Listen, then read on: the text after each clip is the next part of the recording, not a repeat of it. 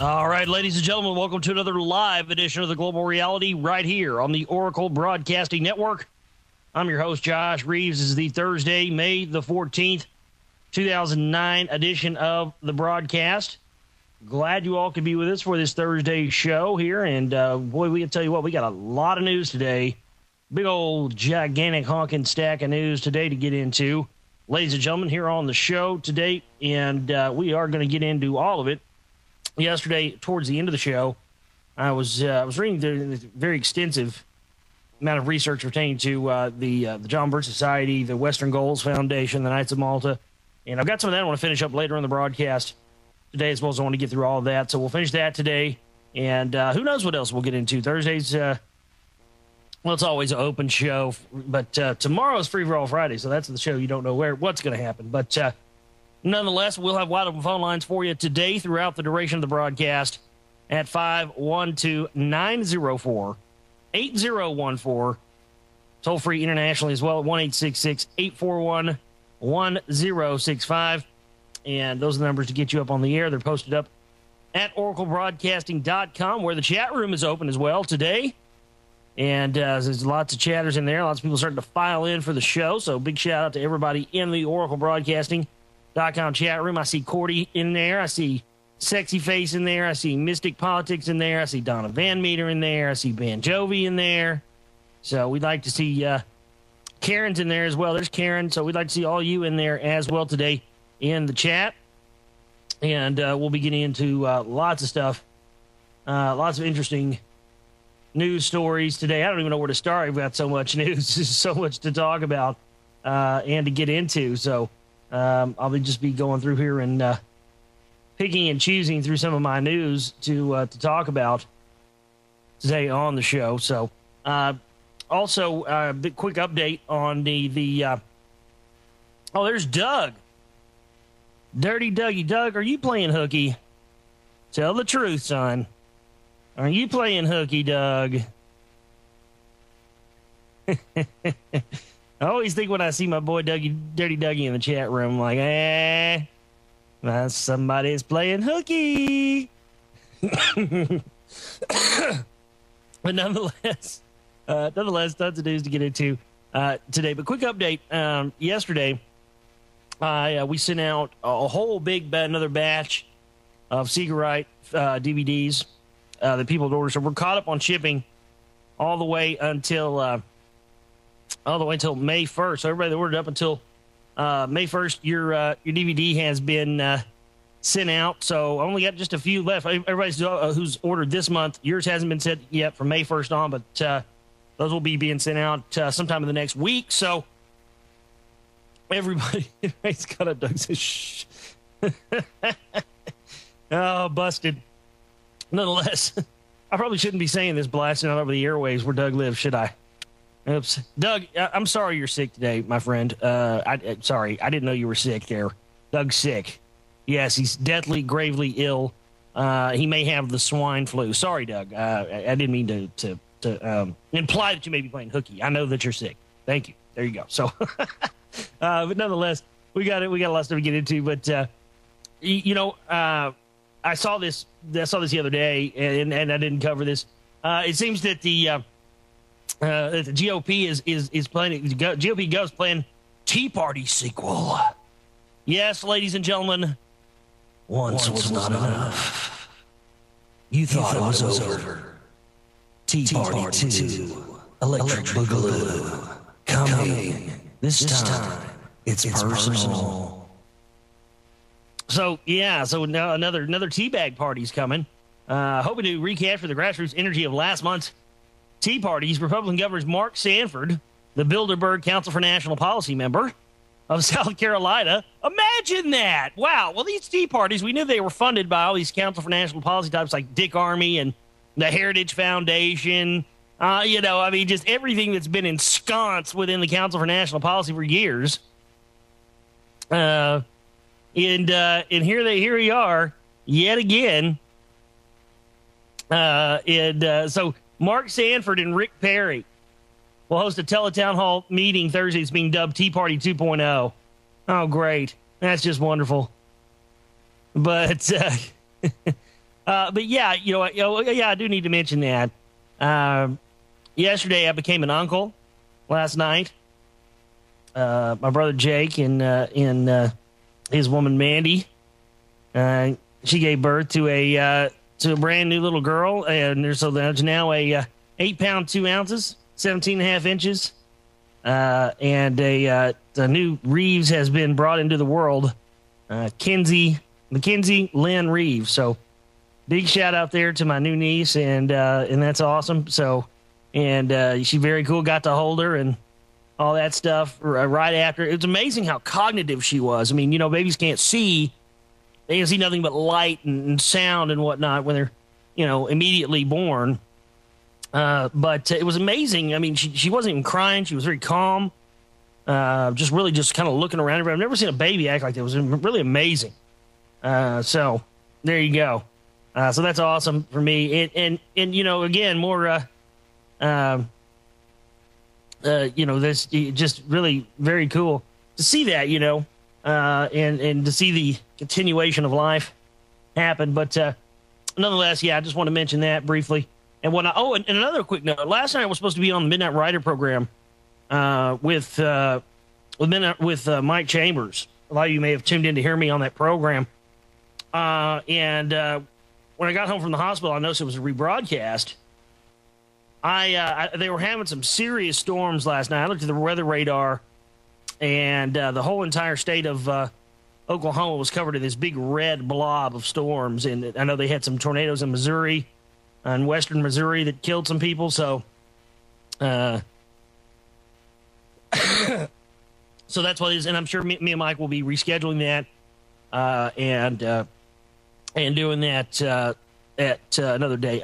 Maybe we'll do it tonight. I don't know. We'll have to say. We'll see what's on Mike's table and see if he's around. If he's into the show. Maybe he'll be on there tonight. We'll have to see what happens. But if Mike is doing the show tonight, doesn't have anything else booked, then we'll probably be doing that tonight. I'll just have to talk to him and see what happens, and then just check MySpace tonight or something. If you're my friend on MySpace, and I'll put out a bulletin on that. But nonetheless, let's get back into some news. But yes, I watched that film, The Knowing, a couple of weeks ago. Very interesting film there. The Palladians at the end and whatnot. Yeah, very interesting film. I suggest everybody check that film out. Yeah, very interesting stuff there. The Illuminati scaring the you-know-what out of you every day. Right. Public service announcement. Well, I mean, this is ridiculous. The bill, the American Clean Energy Security Act, would place a limit on heat-trapping gases, and for the first time, reduce fossil fuels by boosting energy efficiency and requiring more electricity to be produced from renewable sources. While these goals are endorsed by President Barack Obama, the legislation faced opposed from the fellow Democrats in coal, oil, and industry states, jeopardizing its chances of making it out of committee. And while these goals are endorsed by President Barack Obama, the legislation faced opposition from fellow Democrats in coal, oil, and industry states. And look, I mean, there's no reason. It's just there's no reason why anybody should buy into this whole global warming hysteria anymore. I mean, it's ridiculous. And I mean, I'm wondering how they're going to try to neutralize the great cooling that's going on. How they're going to try to explain that away. But of course, with these chemtrails and whatnot and trapping the heat down at the ground level, I guess that they're able to do that. But I mean, I'll tell you what, I don't know if anybody's noticed. I don't know if it's been this way where you live, but where I live over the past, pretty much since the outbreak of the deadly swine flu, it's been they've been graying it out almost every day here. Very little sunshine. We had a little bit of sunshine yesterday, and that's about as much as we've had in about 3 weeks. It's been crazy, and there's been amazing chemtrail spraying. I mean, they've really been really whiting it out here. Yeah, they had to change it from global warming to climate change, right? Because nobody's buying that, then that it's getting warmer. They had to change it to climate change because that's what's going on. But it's going to be funny to see how they do this. It's going to be funny to see how, how they're going to try to neutralize the great cooling that's going on. How they're going to try to explain that away. But of course, these goals are endorsed by President Barack Obama, the legislation faced opposition from the fellow Democrats in coal, oil, and industry states, jeopardizing its chances of making it out of committee. And while these goals are endorsed by President Barack Obama, the legislation faced opposition from fellow Democrats in coal, oil, and industry states. And while these goals are endorsed by President Barack Obama, the legislation faced opposition from fellow Democrats in coal, oil, and industry states. And how they're able to negate this. Because, I mean, it's getting out there, and people are starting to figure out what's going on. It's amazing how many people are chemtrail aware now. That's amazing to me. And, of course, but a month ago we had that story where it said, Obama is now saying that they may geoengineer the climate. They may spray substances into the atmosphere to geoengineer it to save us from global warming. Of course, we know they've been doing that for years. You see how they're preemptively now going to try to find a way to admit that they're doing it, because there's a lot of people that are chemtrail awake now. I mean, I know so many people that really don't know anything about, the stuff that we talk about on these type of shows and New World Order research and anything. But boy, they figured it out about chemtrails. And you know what? Chemtrails was really an issue for me that I was able to wake up a lot of people with to other issues. It was really a wedge issue for me to show people, hey, look at what's going on here. Certainly, I mean, my dad, I tried to slowly bring my dad into a lot of this stuff throughout the years and try to get him to look at it. Because at first, you just wouldn't want to hear any of it, especially the 9/11 stuff. Then I showed him more and more and more, and he started looking at it. And I caught him out one time a year or two ago. I caught him out. He was out telling the neighbor about Building 7. You ever see that Building 7? You ever seen that thing? You don't think that thing came down by itself, didn't you? They didn't even hit it with a plane.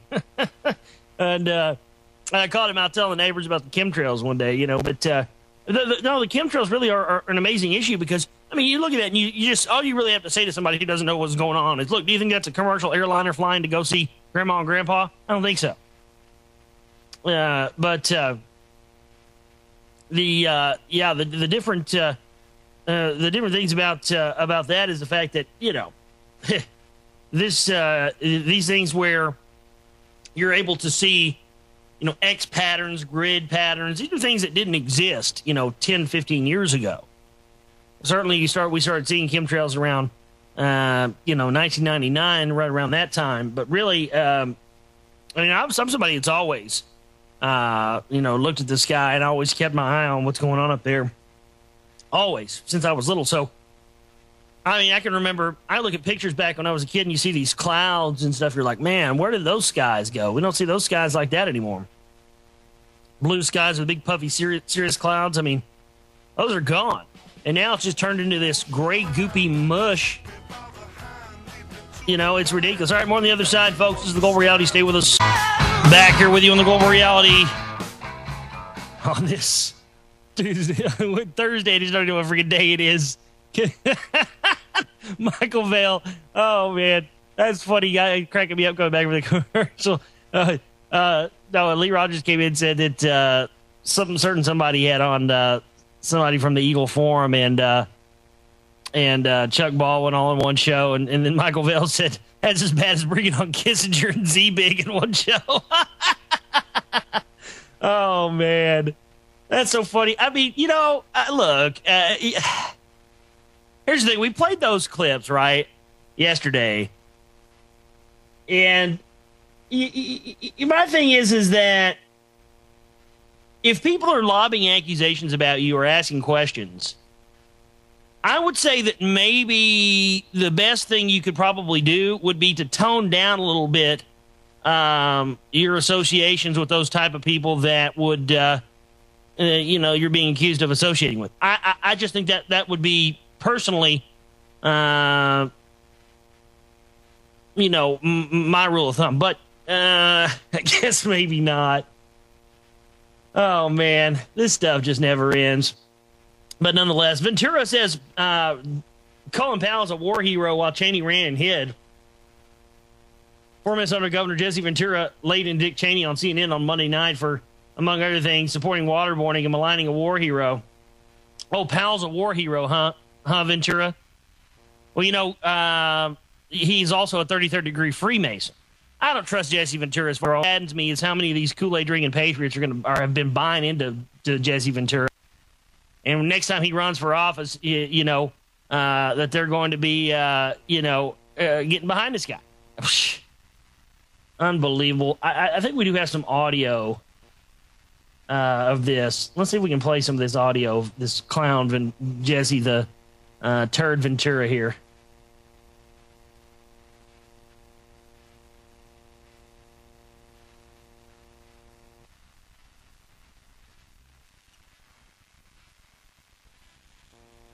Okay, maybe not.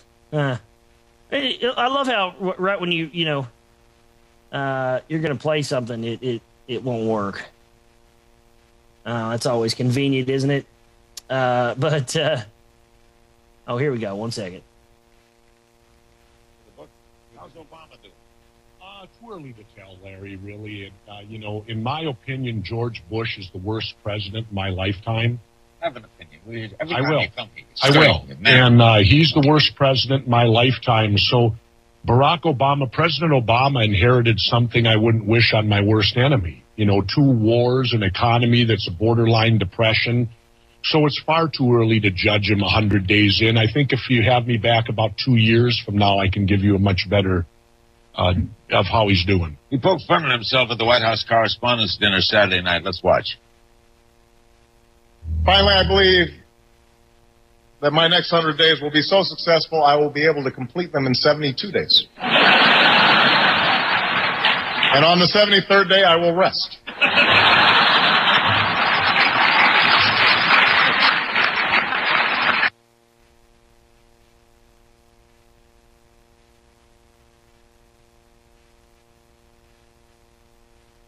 Okay, so the video appears to be hung up. I don't know what the hell's going on with this today. Oh, here we go. Now it's playing again. Very likable. Oh, yeah, Mitt. Okay, well, every time I go to it, it just stops. So we won't play any more of that. But nonetheless, here's the thing. Ventura says it's, defending Colin Powell.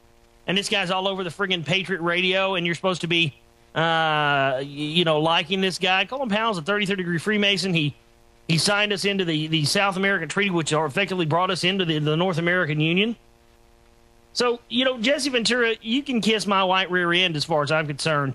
It's just amazing, man, how many people just that buy into these guys, this celebrity worship, Just because somebody comes out and says something remotely, and look, this has been an operation that's been going on for the past several years. This is why they're now taking the ideologies of what has been the Patriot movement for years and taking it mainstream, and then peppering it with celebrities and all this stuff, because what they're trying to do now is they know that people are waking up to the bigger picture. I know that people are waking up to the bigger picture of who's really in control. They've moved past just this idea of chasing shadowy enemies of the New World Order and the Illuminati and not really naming names. People are now waking up to the fact that there's a priest class and there's, there is a whole level of control just beyond the Jewish puppets that you see that are put out there in the highest positions of power, because that's what happens. Most people start researching this stuff. They see the Jewish puppets that are in power and they think that that's as far as the power goes. But now people are waking up to this stuff. I think if anything could be said for what has happened with this network, Oracle Broadcasting, in the almost August will be a year. But I think one of the things that if you could say one thing about this network so far and all the shows here on this network, one thing that we've been able to do with all these shows is we've effectively been able to show people other levels of the New World Order that they're not getting from some of these other shows, and it's been effective, and people are waking up to it now, and people are asking the harder questions, and they're digging deeper, and they want to know more, and so there's movement going on. We don't need a movement, but there's movement going on where people are. It's not stagnant anymore. I feel like for a long time it was getting stagnant. Nothing new was coming out. No new information was coming out. People weren't really finding out more than they knew yesterday. But what's starting to happen is there's a shift going on. And I talked about this a few weeks ago, and I had to, there was a caller or something that called into Lee Rogers' show and called into my show and said that I was bad for saying this. But let me tell you something. I said it once. I said it 1,000 times. I'll say it again. If there's a division that happens where you've got these people that are essentially just Kool-Aid drinking cult worshipers that are following, the ideologies of the mainstream Patriot movement, and they're not waking up to who's really in control, and they're not waking up to the deeper aspects of the New World Order. And then there's another section of the people that listen to this network that are really finding out what's going on and really interested in getting to the next level and going deeper and deeper and deeper. If there becomes a division between those two type of people, I say bring it on. I say let it happen, because that's the whole thing. You got to let the dead bury the dead on these type of things. You just, you got to stick to the people that you can, that want to know more, and the rest of the people that, just want to remain in a state of arrested development. There's really not much you can do about that. And I certainly don't think that it's worthy of your energies to try and constantly proselytize to someone who flat just doesn't want to wake up. More on the other side, folks. Thursday edition of the Global Reality. I'm your host, Josh Reeves. Stay with us. Back here with you on the Global Reality, right here on the Oracle Broadcasting Network. I'm your host, Josh Reeves. Thank you so much for being with us. Lots more to talk about here today on the show. We're glad you all could join us today for the broadcast. Wide open phone lines for you as well. And 512-904-8014, and toll free internationally at 1-866-841-1065. SecretRightMovie.com is the website if you'd like to order a copy of the new film, The Secret Right Volume 1.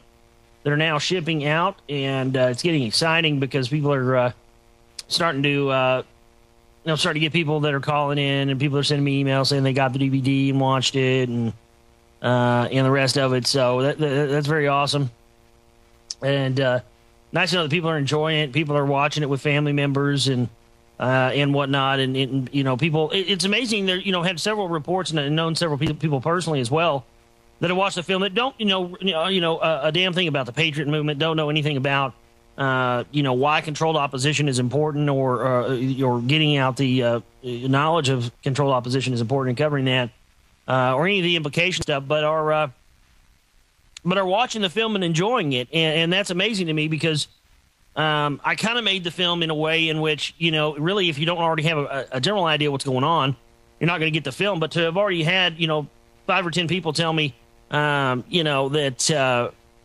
they watch the film and they really, with people that don't really have any idea what's going on, and they get it and they understand it. That's very cool. I don't know, I really don't know if you can really ask for anything more than that.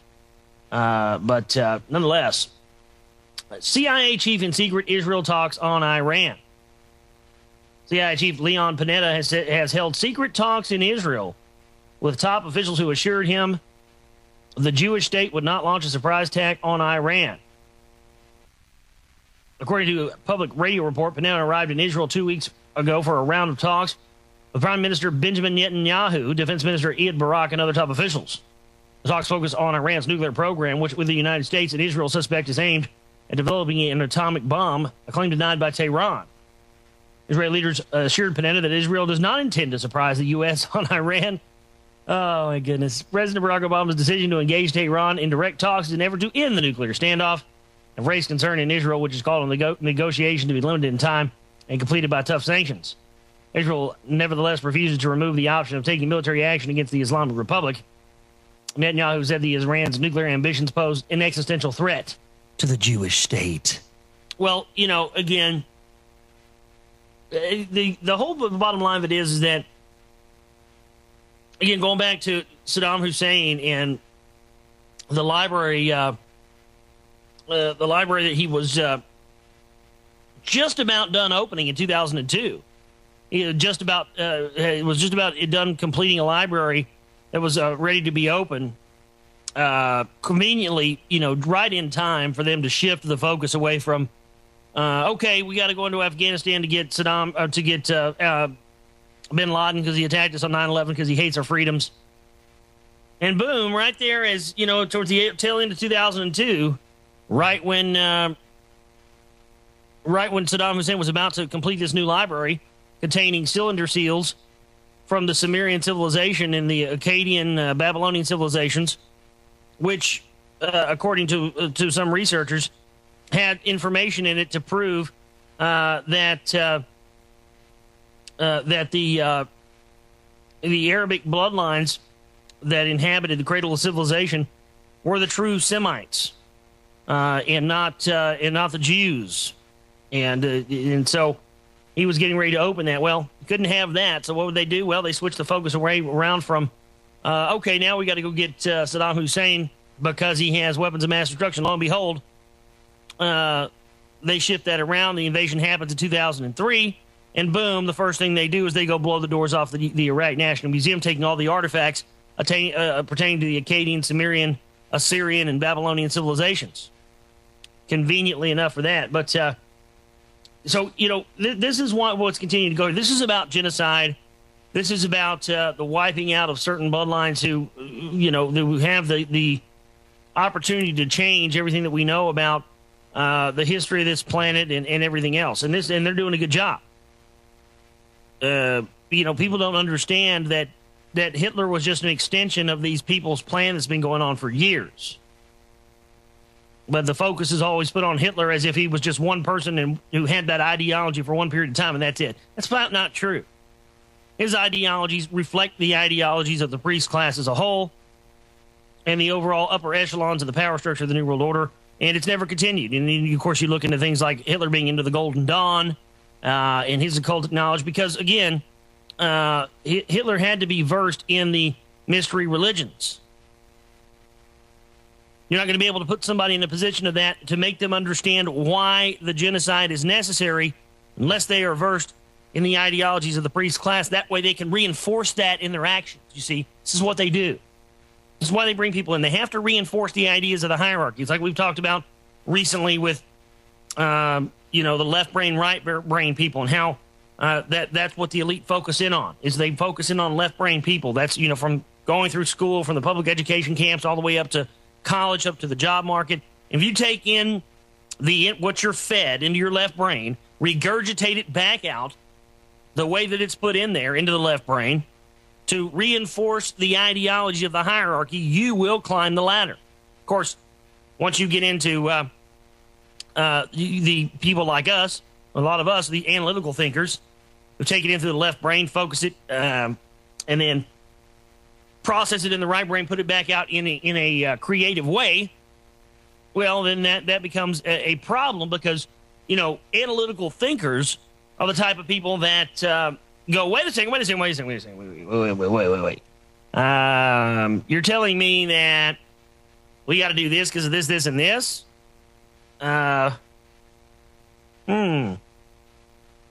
And then, of course, those type of people start to ask questions, and they become a threat to the overall power structure. And, well, we can't have that.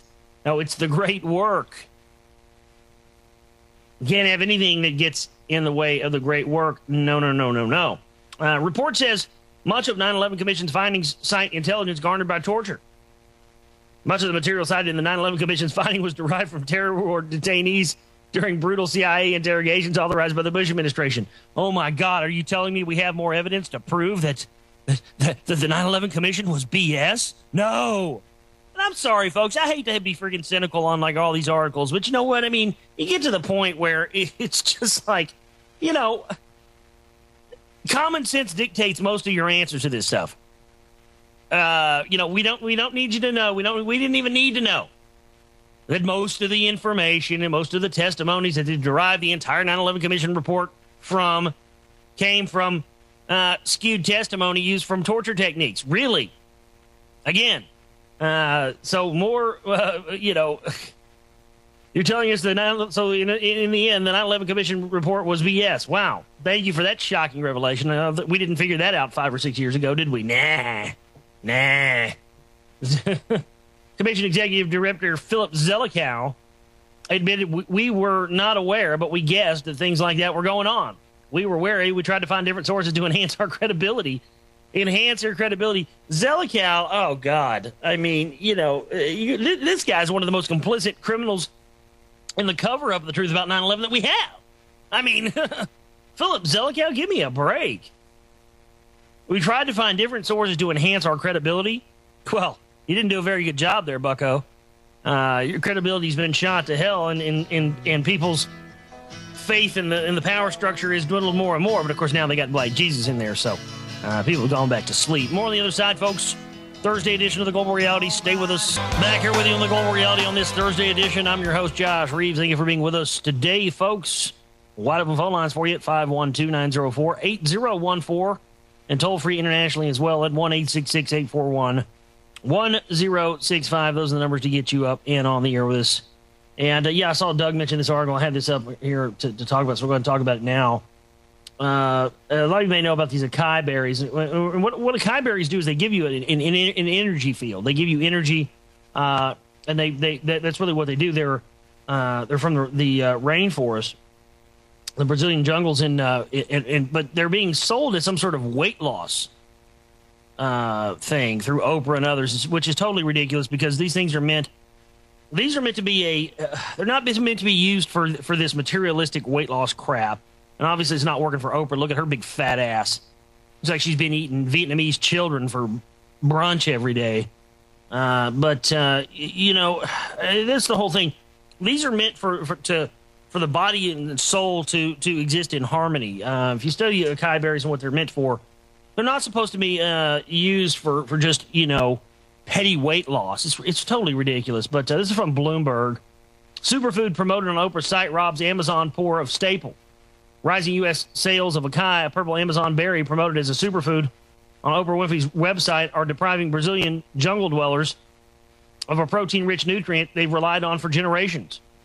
U.S. consumers are turning a typical poor people's food into something like a delicacy, said Oscar Nogueira, who specializes in fruit at the Embrapa, Brazil's agriculture research company. Spending on acai-based products by Americans seeking to lose weight, gain energy, or slow aging doubled to 104 million last year, according to Spins, a Schaumburg, Illinois-based market research firm. Since U.S. demand took off early this decade, the fruit's wholesale price in Brazil has jumped about 60-fold, Embrapa data showed. In 2008, exports from Pará, the South American country's main producing state, climbed 53% to account for about a quarter of an output, according to the local government. Production, though, has increased little in the past 5 years.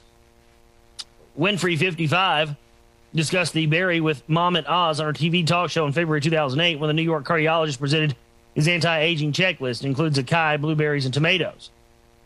It has twice the antioxidant content of blueberry, says Oz, 48. Winfrey's site publishes dermatologist Nicholas Peroni's 10 superfoods list, which includes the Brazilian fruit, Meriden, Connecticut-based Pericone. 60 sell skincare items and food supplements, including a powder that contains the berry. Oz declined to be interviewed for this article. Pericone didn't reply to the email and telephone request for comment. Pericone's list on Winfrey's site included a link to a statement saying she isn't associated with any acai product. So, yeah, that's nice. That's nice of her to do, isn't it?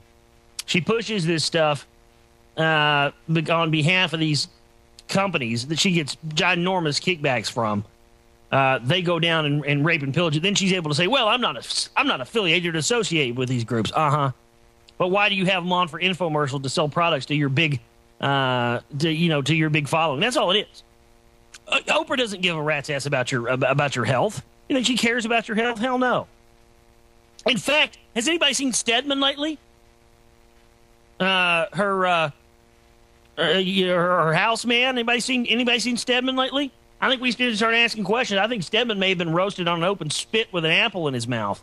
I really do. I think maybe Stedman was wound up as a hot lunch. I don't know. That's a question somebody asked. We need to get Jim Tucker on the case.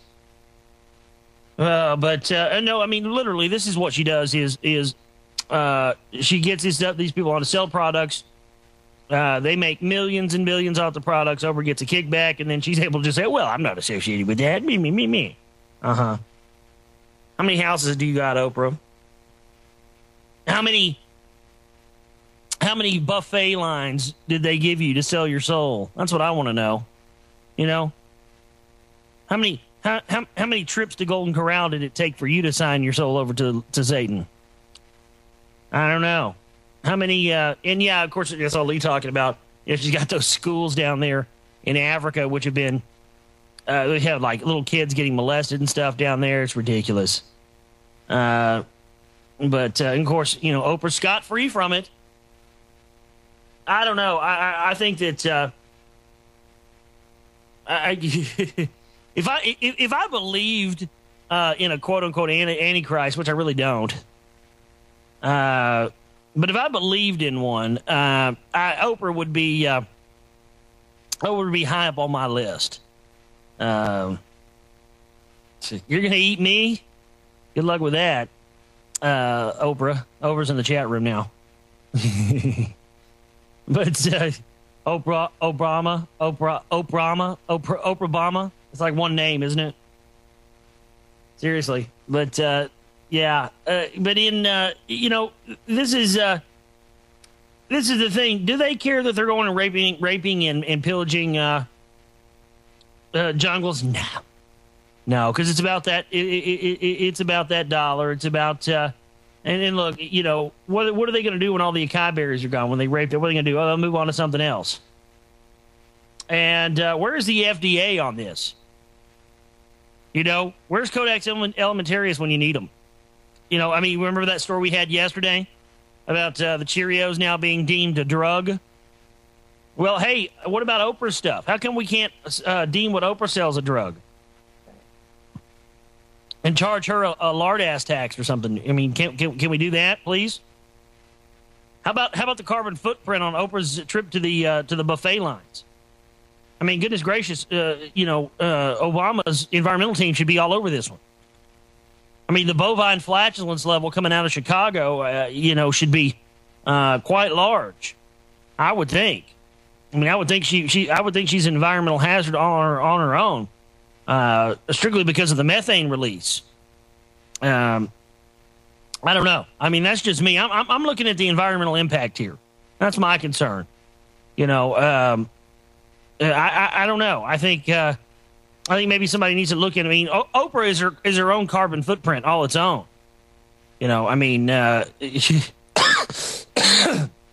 Just the trail of slime she leaves when she wanders up to the line at Furs, I think is enough to justify that. Much less. I'm telling you, though, I'm still worried about poor Stedman. I'm telling you, I think Stedman was roasted on an open spit with an apple in his mouth. You hadn't seen him in a while. Stedman, come in here, darling. Now, Oprah, what's going on? What do you want? I've got a surprise for you. And then just, gouges him and puts him on the open fire and roasts him. But nonetheless, you're going to see more of this continue. The fact that people buy into Oprah's stuff, who are they going to replace her with here in a few years? Tyra Banks? That's going to be great. Oh man, I don't know who's worse. We should have I think when the country finally falls and people are done with all this obsessive cult worship of celebrities, I think what we should do is we should have a steel cage wrestling match. We should take all the chicks from The View and an Oprah and throw them all in a big steel cage and starve them out for about a week. Waterboard them and starve them out for about a week, and then throw them in a steel cage with a turkey, and let them just tear each other apart and play it at halftime at the Super Bowl. That'd be sweet. Second hour around the corner, lots more to talk about. This is the Global Reality. Stay with us. Back here with you on the Global Reality on this Thursday edition of the show. I'm your host, Josh Reeves. Thank you for being with us today, ladies and gentlemen, for the broadcast. So glad each and every one of you could join us, and lots more to talk about here today on the duration of the show. If you'd like to be a part of the broadcast today, we'd love to hear from you at 512-904-8014 and toll free internationally as well at 1-866-841-1065. You want to weigh in on the virtues of Oprah stretch marks or anything else, give us a call.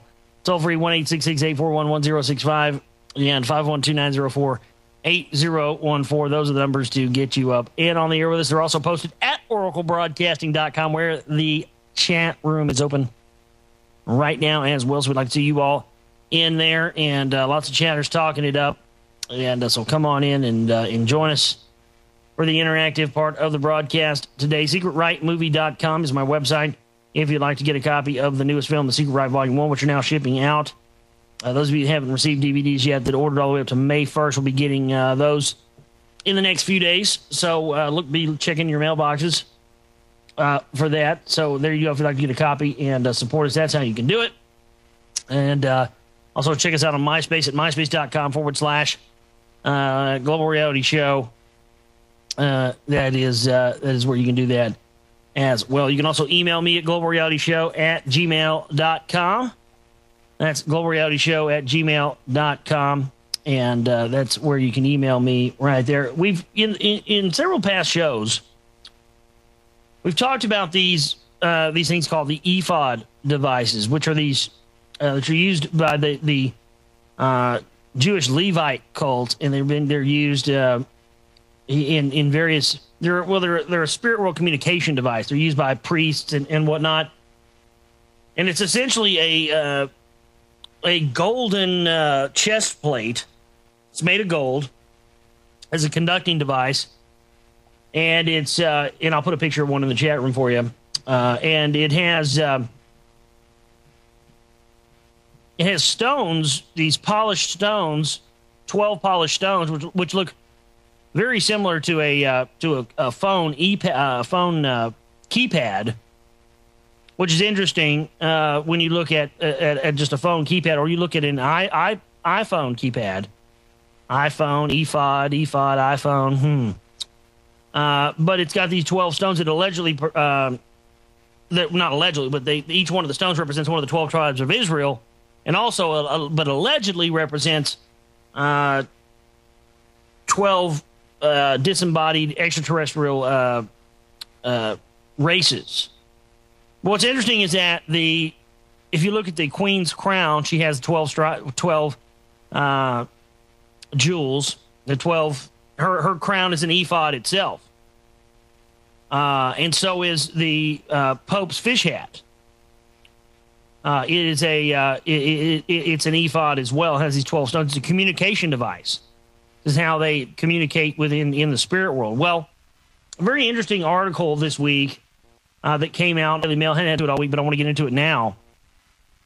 The King of Stonehenge were artifacts at ancient chief's burial site, Britain's first crown jewels. And it's interesting, they found this a 4,000-year-old gold body ornament found at the burial site in Wiltshire at Stonehenge. And it's interesting that they're saying the name of that vest is the ephod, E-P-H-O-D. Let's go to search engine and type that, yes.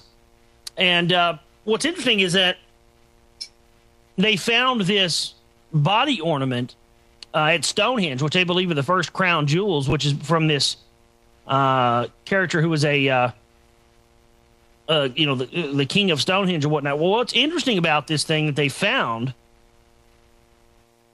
there is it's 4,000 years old. Take a look at that. I'll put a picture of that in the chat room. That's what they found at Stonehenge. Now, look in the center of it. You have sort of an ephod-looking square in the middle of it with individual squares, with squares out to the middle with thin pyramids emanating out.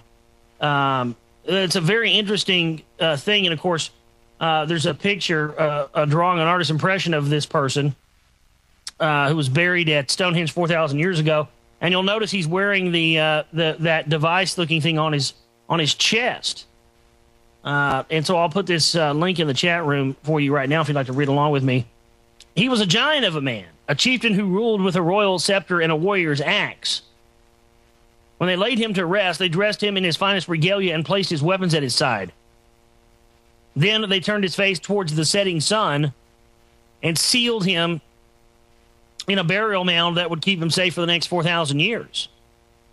In his grave were some of the most exquisitely fashioned artifacts of the Bronze Age, intricately crafted to honor the statues of a figure who bore them in life and death. But this may have been the last resting place of the King of Stonehenge and the treasures that are effectively Britain's first crown jewels. Now the entire hoard, recovered from the richest and most important Bronze Age grave on Salisbury Plain, is set to go on permanent display. But the 21st century Britain has thrown up a problem that never troubled ancient man. The artifacts were so rare, they've been kept in a bank vault for the past 3 decades because they are too precious to put on show without extensive security. So today, the Wiltshire Heritage Museum at Devizes is announcing a £500 million appeal to fund a secure gallery. It will allow the treasures to be displayed alongside many of the other wonders of Stonehenge, giving a fascinating glimpse at what life was like some 1,800 years BC. The remains of tall, stout man were uncovered 2 centuries. I like how they say he was giant. He was rather large. Is this insinuating that he was a giant? I don't know. It's very interesting, though. And the remains of tall, stout man were uncovered 2 centuries ago by archaeologists trying to unravel the ancient stone circle's enduring secrets. In 1808, their attention turned to Bush Barrow, a huge burial mound that boasts the most commanding view of Stonehenge from nearby Normanton Down. Clearly, whoever lay here was important. Only when the chamber was excavated, however, did it become apparent just how important. Measurements taken from the skeleton showed that the man would have towered above contemporaries at over 6 feet tall. Most of the articles buried with him in the 130 diameter, 10-foot high barrow were so fabulously rare that only someone of royal, military, or religious power might possess them. Some believe Tall Stout Man was all three: a monarch, a general, and a spiritual leader. Well, all leaders back then were. This is what I've talked about many times. You go back and you study any of these ancient rulers, they were all of these things. That's what's been missing. I've talked about that before, about getting back to being Renaissance men. You've got these people people in the modern day. Yeah, they're good with weapons, and yeah, they're effective killers, but they're dumber than a box of rocks. There's no balance. There's no Renaissance men anymore. There's no people that are. These guys. When you read about these old rulers, like ancient Roman rulers and all this stuff, when you read about these guys from the past, they had it all. They were scholars. They were astute thinkers. They had massive libraries. They were interested in knowledge and interested in finding out more. And they would be astute thinkers and leaders, but they would also be, impressive warriors on the battlefield. And that's so missing now, That's missing. We've got to get back to that. We have to become astute warriors and astute scholars as well. That's sorely what's missing. I think that to me is one of the most important things that we can do. Is to become people that are knowledgeable and effective fighters and warriors and scholars and the Renaissance man. Returning to that. And I think at the point in which we reached the technological progression in society, when that was bred out and taken away from us, was really once you started to see society in decline and man as a species in decline as well. Because if we had believe me, if we existed in a world of astute warriors and astute scholars, where everyone was, the best balance between the two, there would be no need for wars. There would be no need for greed. There would be no need for any of this stuff. Because each and every person would have no other reason to go and take on another country, because you would have somebody that's your equal. Why would you need to go fight? Why would you need to go declare war? Why would you worry about food, water, resources? Why would you need to worry about all that? Because every man out there would be your equal. There would be no reason for jealousy. There would be no reason for greed. None of that.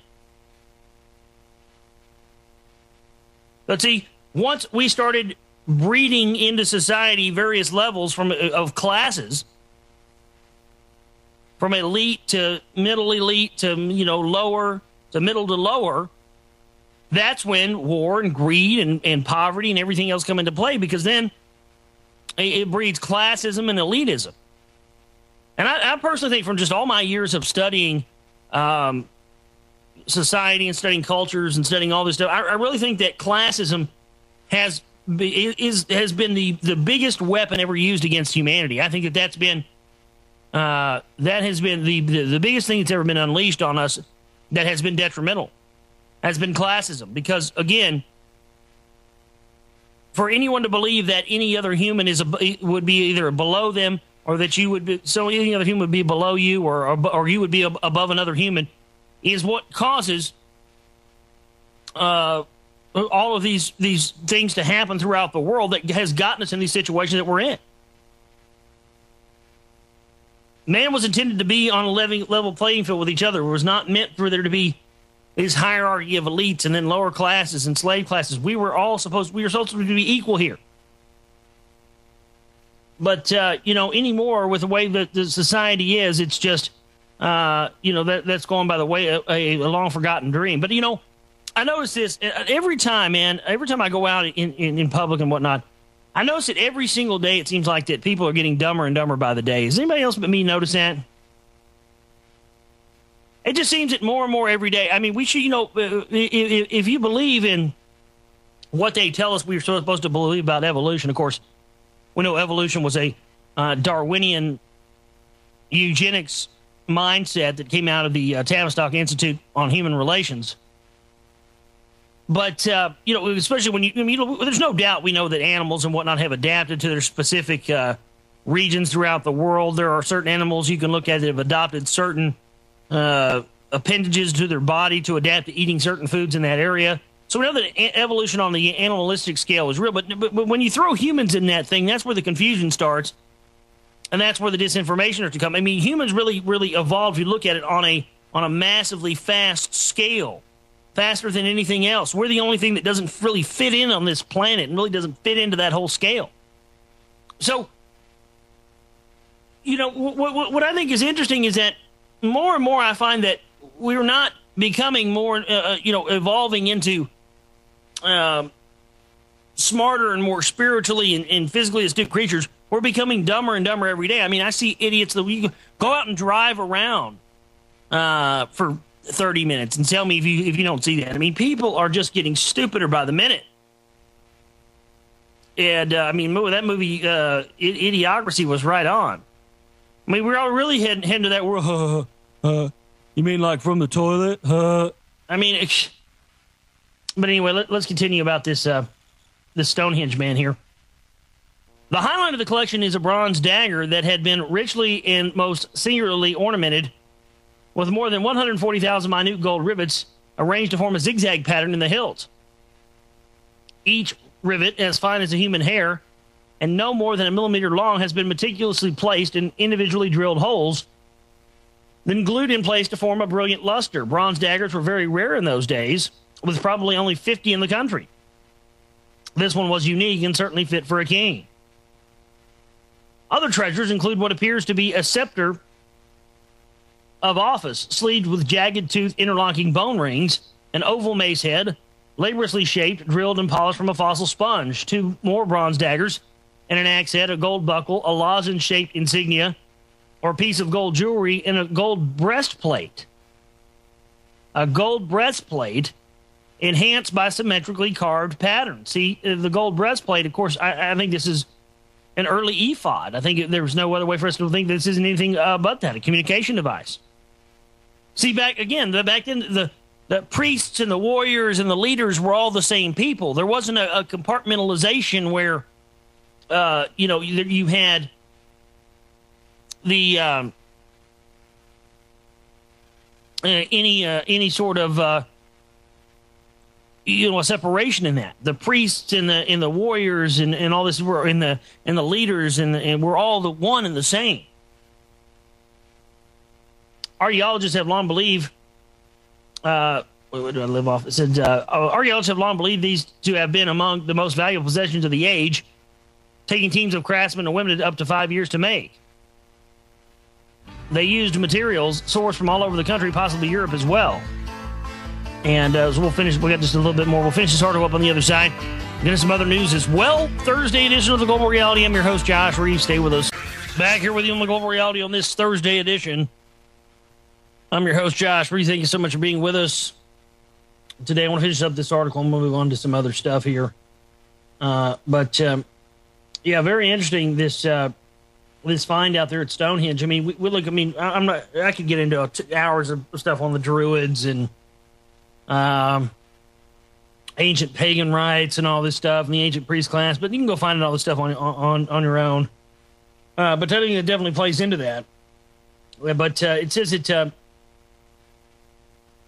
is one of the most prominent burial mounds around Stonehenge, and it's thought to have been directly linked with a stone circle by a professional walkway lined with stone pillars, the so-called heel stone.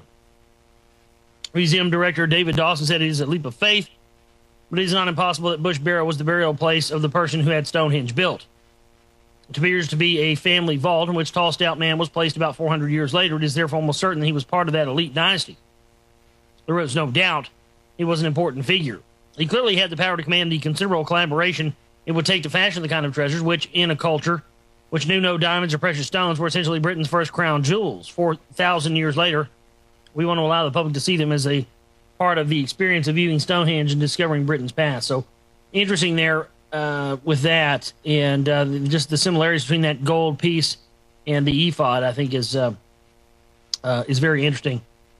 But of course we know that the Bilderberg meeting is going on right now in Greece. You may have heard about that.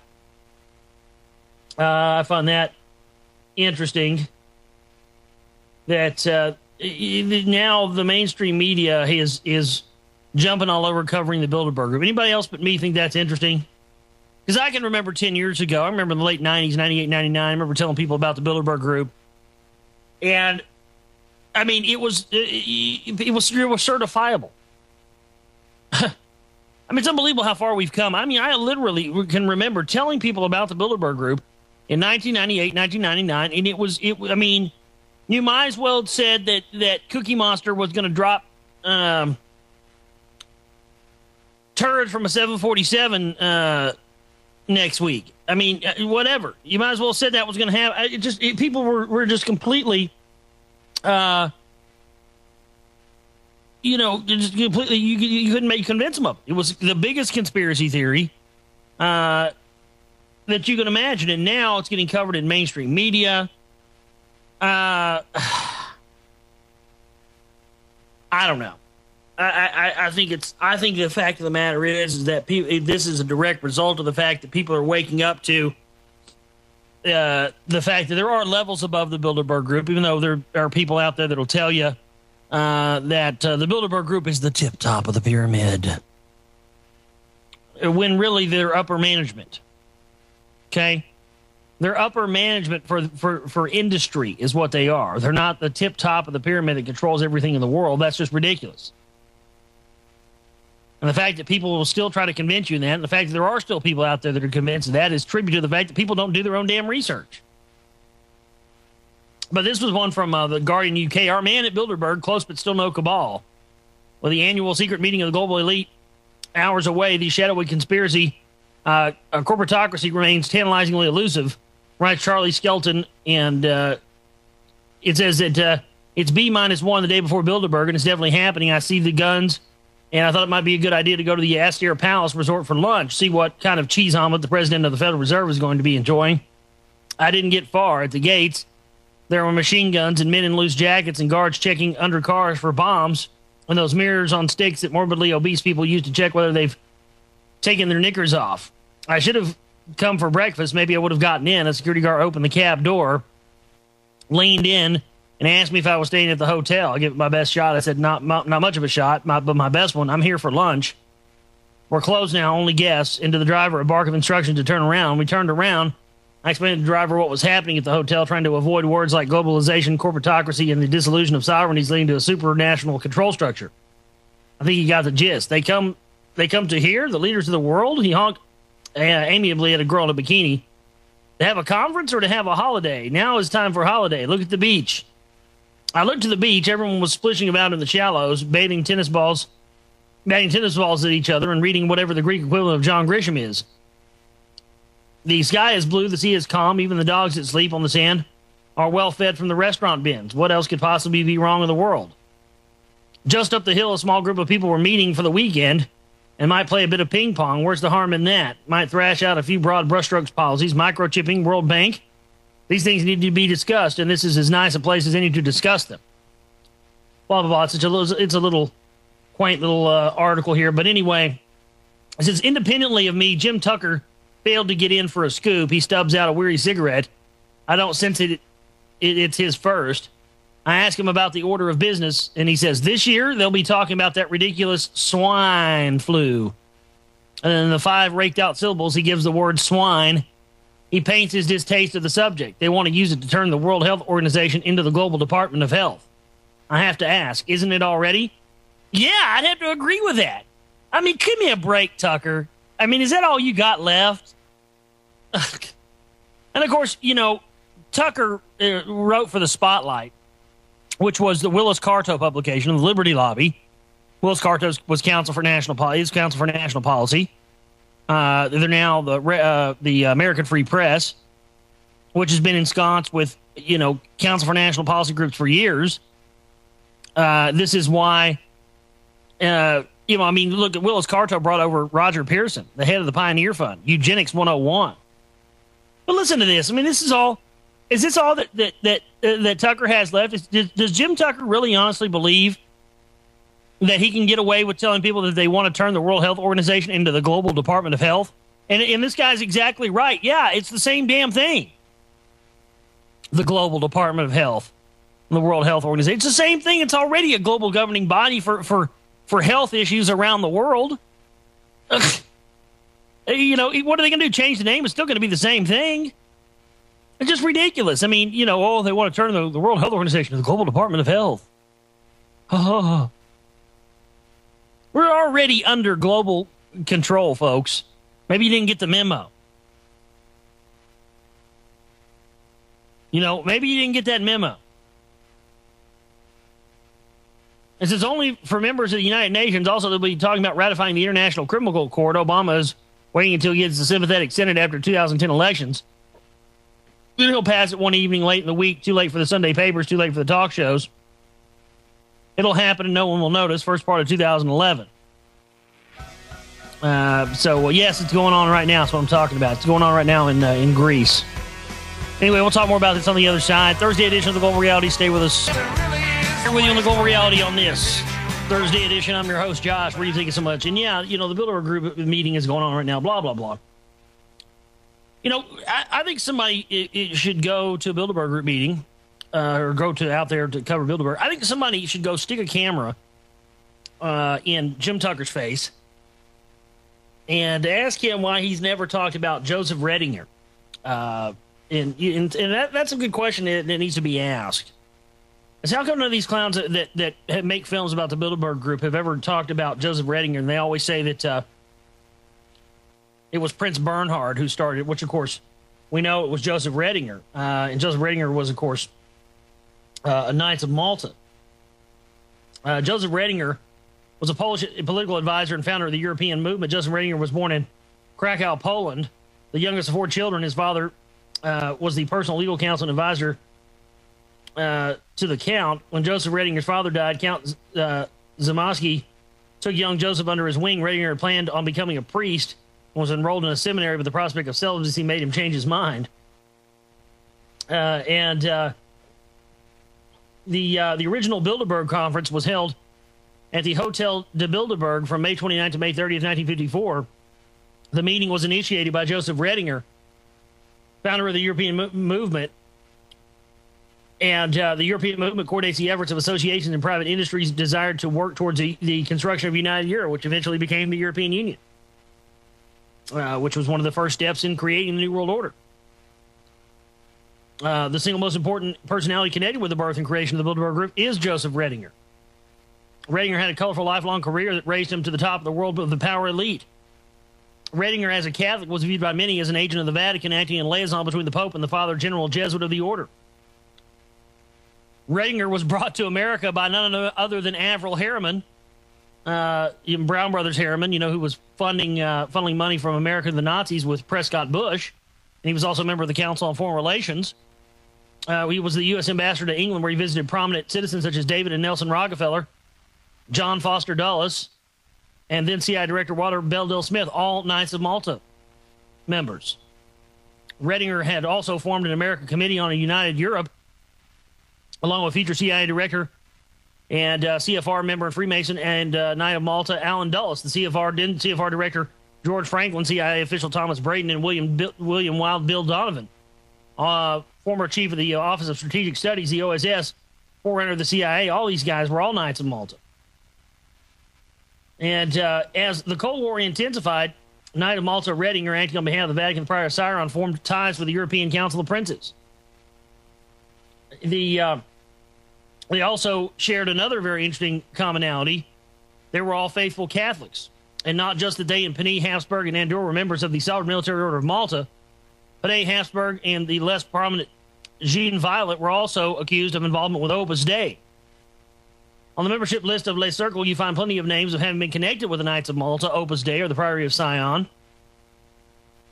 This is all the more interesting because Joseph Redinger, who recruited Bernhard and others to set up Bilderberg, was another Vatican agent, a Jesuit and likely Knights of Malta. At the end of World War II, the Knights of Malta have been involved in smuggling Nazis out of Germany and helped the OSS, later the CIA, organized and helped them create. So, again, Somebody needs to go stick a camera in Tucker's face and ask him why he's never talked about Redinger. Well, of course, there's a good question why, because all of his Knights of Malta buddies that are behind the American Free Press, the Spotlight, and the Liberty Lobby have all been a part of this. That's the reason why. They're another gatekeeping organization, folks. Liberty Lobby, of course, the Spotlight, and then now the American Free Press. These are all disinformation arms that have been put out there to identify the Bilderberg Group as the tip top of the New World Order pyramid, so that you'll never find out about the hidden hand behind it. This is why these Patriot radio types have never discussed Redinger as being the top of the guy that formed the Bilderberg. This is why. So let's talk about this is an interesting article here. An analysis of the components comprising the world's power structure. And it says that the Illuminati and the black nobility, let's talk about this. Illuminati means the enlightened ones are bearer of light, which can also be names likened to things like Lucifer. Those top players in their international playground are called the Illuminati or Moriah. They belong to 13 of the wealthiest families in the world and are the men who really rule the world from behind the scenes. They are the black nobility, the decision makers who make up the rules for presidents and governments to follow by which they govern. These groups of people are always behind the curtain and veiled, withdrawn from the public eyes because their actions can't bear too much scrutiny. Their bloodlines go back thousands of years. These families are careful to keep their elitist bloodlines propagated from generation to generation. No contamination is ever entertained. Their power lines in the occult and in the economy, money creates power. They own all the international banks, the oil businesses, the most powerful businesses in industry and trade. They infiltrate politics, and they own most governments, or at the very least, control them. But this is, as we talked about, I mean, the fact that this guy Redinger is never mentioned. Again, part and parcel of the fact that, look, all of the truth people out there, the whole truth movement, patriot movement, their whole job, again, from the very beginning has been designed to keep people from ever finding out where the true power is. That's what their whole job has been. And it's amazing that still people can't see it, and people still don't, understand that this has been their job for this amount of time. I mean, look, the fact of Redinger alone, and they're covering that up, is very interesting. How else would an unknown entity from a tiny little poor town, I skipped a line here. It says that for years, rumors have run rampant about the circumstances surrounding Bill Clinton's birth. Indeed, it is purported that he is the illegitimate grandson of a great power monger, making the Blythe lineage completely erroneous. Many claim that it is only common sense to comprehend the pieces of the puzzle. At the time of his birth, Arkansas was considered to be a wild and woolly state, flaunting gambling and prostitution, as frivolity very easily attained. In those days, many New Yorkers traveled south to avail themselves of weekend fun and games. The elites were no exception. How else could an unknown entity from a tiny town in a poor, unsophisticated state achieve such high claim and notoriety? Most surely needed some leverage to become the recipient of the Rhodes Scholarship, the gift funded by a very powerful Illuminati member, Cecil Rhodes of South Africa.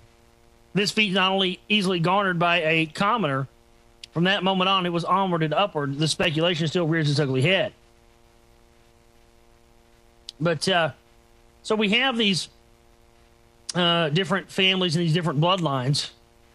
You've got the Astor bloodline, the Bundy, the Collins, DuPont, Freeman, Kennedy, Onassis, Lee, L.I. Lee. Those are your Asian bloodline, Illuminati bloodlines. Reynolds, Rockefeller, Rothschilds, Aden, Merovingian.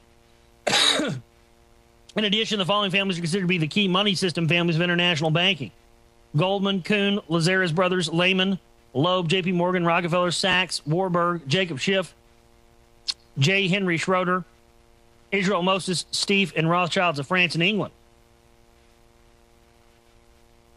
The secret societies have been present in the history of man for a long time. It all started thousands of years ago with the Brotherhood of the Snake. We talked about that earlier in the week. A secret society set up by Ea or Enki. This story is carefully told in the Sumerian scriptures. which go back at least 6,000 years. And so we will talk more about that in just a minute. We're going to get into all of these things pertaining to these bloodlines. I think it's important to talk about this stuff right here in the middle of the Bilderberg Group meeting. We're on the other side, folks. Thursday edition of the Global Reality. Stay with us. Back here with you on the Global Reality on this Thursday edition. I'm your host, Josh Reeves. Thank you for being with us. And we were talking about, I started talking about Redinger and because, having the Bilderberg Group meeting. So that was important to try to put out some information on some truthful information about the Bilderberg Group and how the Bilderberg Group essentially was the reason that the Bilderberg Group was started. You can go back and study Redinger and Bernhardt and the rest of these clowns, and you study their ideologies. It was a way for them to take the ideologies that the Vatican had used, Hitler and the Nazis and the Knights of Malta initiates that they'd had within the Nazi Party, the plans that they had that they were using, and they did on a compartmentalized small scale as their experiment there in Germany. Just really what it was. It was an experiment for what they wanted to do with the world, much in the same way we've seen experiments happen with, what happens when you just let a city collapse on itself, like they did during Katrina. And then, of course, now what we're going to see, which I believe what they're going to do with Mexico. I believe they're going to let the entire country of Mexico collapse on itself to see what happens when you just let a whole country collapse, so they can see what they're going to do for the whole of the world. But what they did was they needed a way to compartmentalize power and to take the ideologies that they'd done in the small form through their SMOM puppets in Nazi Germany, to do it throughout the whole of the world. So that was the reason for the formation of the Bilderberg Group in the very beginning, was to take these ideologies and do it in secret so that no one would know where they were getting marching orders from. And indeed, the marching orders from the Bilderberg Group that's where most marching orders come from the Vatican. And then they use the Zionists and the rest of as extensions of that plan as well. It's not the other way around. I know you've been listening to a lot of these clowns out there that tell you that the Zionists run the Vatican, which is completely ridiculous. The Vatican runs the Zionists, where they run the Jews, all that stuff. So this takes us back. We talked about the 13 families. Now this takes us into the secret societies. We talked about Ea earlier in the week, and the story is very, very carefully told in the Sumerian scriptures, which go back at least 6,000 years. In these scripts, it says that man was created by draconian aliens who came to this planet to exploit its resources, especially gold. But because the work was heavy, the alien race wanted someone else to do the hard work. Thus, Ea, who was a brilliant scientist, created Homo sapiens, a hybrid between primitive Earth life form and an alien race. The first sapiens were meant only for slave labor and couldn't breed. Later on, this was changed. However, Ea didn't like that his created race was treated and wanted to enlighten them by telling them who they were and from where they originated. He also wanted to teach that each individual was a spirit inhabiting the body. After body death, the spirit lives on and reincarnates on Earth. As the time moved forward, the Brotherhood of the Snake was infiltrated by the elites, and the knowledge was distorted to trap man in physical bodies instead of enlighten him. The Egyptian era was, in fact, a real space opera with aliens walking among us, even taking the throne as pharaohs. By that time, the Brotherhood was well infiltrated, its purpose to manipulate the masses, making them believe in false gods and masters. Throughout history, secret societies have existed, their powerful force operating in the background. The original Brotherhood soon split up into cults, with certain top dogs disagreed with each other. Consequently, different powers of control developed. Even infighting still existed, which is still the case today, and this is in total oblivion to an ignorant population. They invented the religion, sects, cults, so man's attention would be focused elsewhere, in ignorance as to what the Brotherhood was doing. And they also served as a way to control people by not telling them the truth, God and Jesus, telling them the truth about God and Jesus, and people would thereby miss the point and never be set free in their intellectuality. Religion has always been connected with guilt and punishment, which is not the way it intended to be. They put themselves in charge of the churches to entrap people and to continually perpetuate the differences in belief systems, thus stirring up the pot of conflict continually. Most wars throughout history have been religious wars. Out of the original Brotherhood, spawned Freemasonry, the Rosicrucians, the Knights Templar, the Ordo Templi Orientis, the Knights of Malta, and more. The upper echelon of the hierarchy knew the truth about the origin of man, that we were all spiritual beings and thus immortal. They knew God was the real and only true source, but they distorted the power to see us and used this knowledge for their own evil purposes. This wisdom was a very well-kept secret, and since then they have done everything in their power to hide the truth from people. One can readily surmise they have been quite successful in their deception. Adam Weishaupt, who was a Jew that converted to Catholicism and became a Jesuit priest in his formation of the Illuminati, he was also infiltrated the Masonic lodges. And the Freemasons initiated a new branch of Freemasonry called Freemasonry of the Scottish Rites. And this was when, sponsored by the Rothschilds on behalf of the Vatican, he infiltrated that and got the secrets, gave them back to the Vatican, and then tried to set up his group, which was basically to do the same thing. But one of the things that Weishaupt was also behind was the protocols of the Elders of Zion, a devious plan with evil purposes of blaming the Jews if the idea of a one world government and a new world order leaked out. It was in the 1770s that it indeed did leak out. Its intent and purpose was accidentally revealed when an Illuminati courier was struck by lightning kneeling over a field. And those documents are in a museum to this day in France, and they actually say Illuminati on them. That's kind of what they're playing off of in the new Angels and Demons film. The protocols were found, and the shocking detailed takeover plans were carefully outlined in this parcel. Consequently, Weishaupt and his Illuminati brothers had to flee and work underground. Their organization banned. It was then declined that the name Illuminati would never officially again be used. This is not to say that front groups would not be useful to fulfill the purpose of world domination, with the rest of the population made into slaves. One of the front groups was the Freemasons. This particular group enjoyed a better reputation. It was believed that Weishaupt was killed by his Freemason brothers because he was unable to keep his mouth shut and still continued to use the name Illuminati. Yet the ultimate goal survived. Weishaupt and the Rothschilds were now recognized heads of the Illuminati, and one of the greatest helps towards meeting that end goal came with the embodiment of Freemason Cecil Rhodes. It was in the 19th century that he tried to build a one-world government with the British Empire on top. This was, of course, sponsored by the Rothschilds. It was also Rhodes who created the Round Table, a secret society itself named after Authors' Round Table, where the Brotherhood elite are still gathering. World War I and World War II were both attempts to effect a takeover. After World War II, people were so tired of all this killing that they welcomed the newly formed United Nations. The UN's official policy was to safeguard the peace so nothing like World War II would ever happen again. However, the UN was another important front organization for the Illuminati. Its purpose was a consolidation of all world countries into a singular unit. This led to the EU project, which anyone with open eyes would discern was the scheme towards moving toward the biggest fascist state ever known to mankind, the European Union. By galloping inflation, the international bankers have succeeded in making us believe that the only solution is one currency.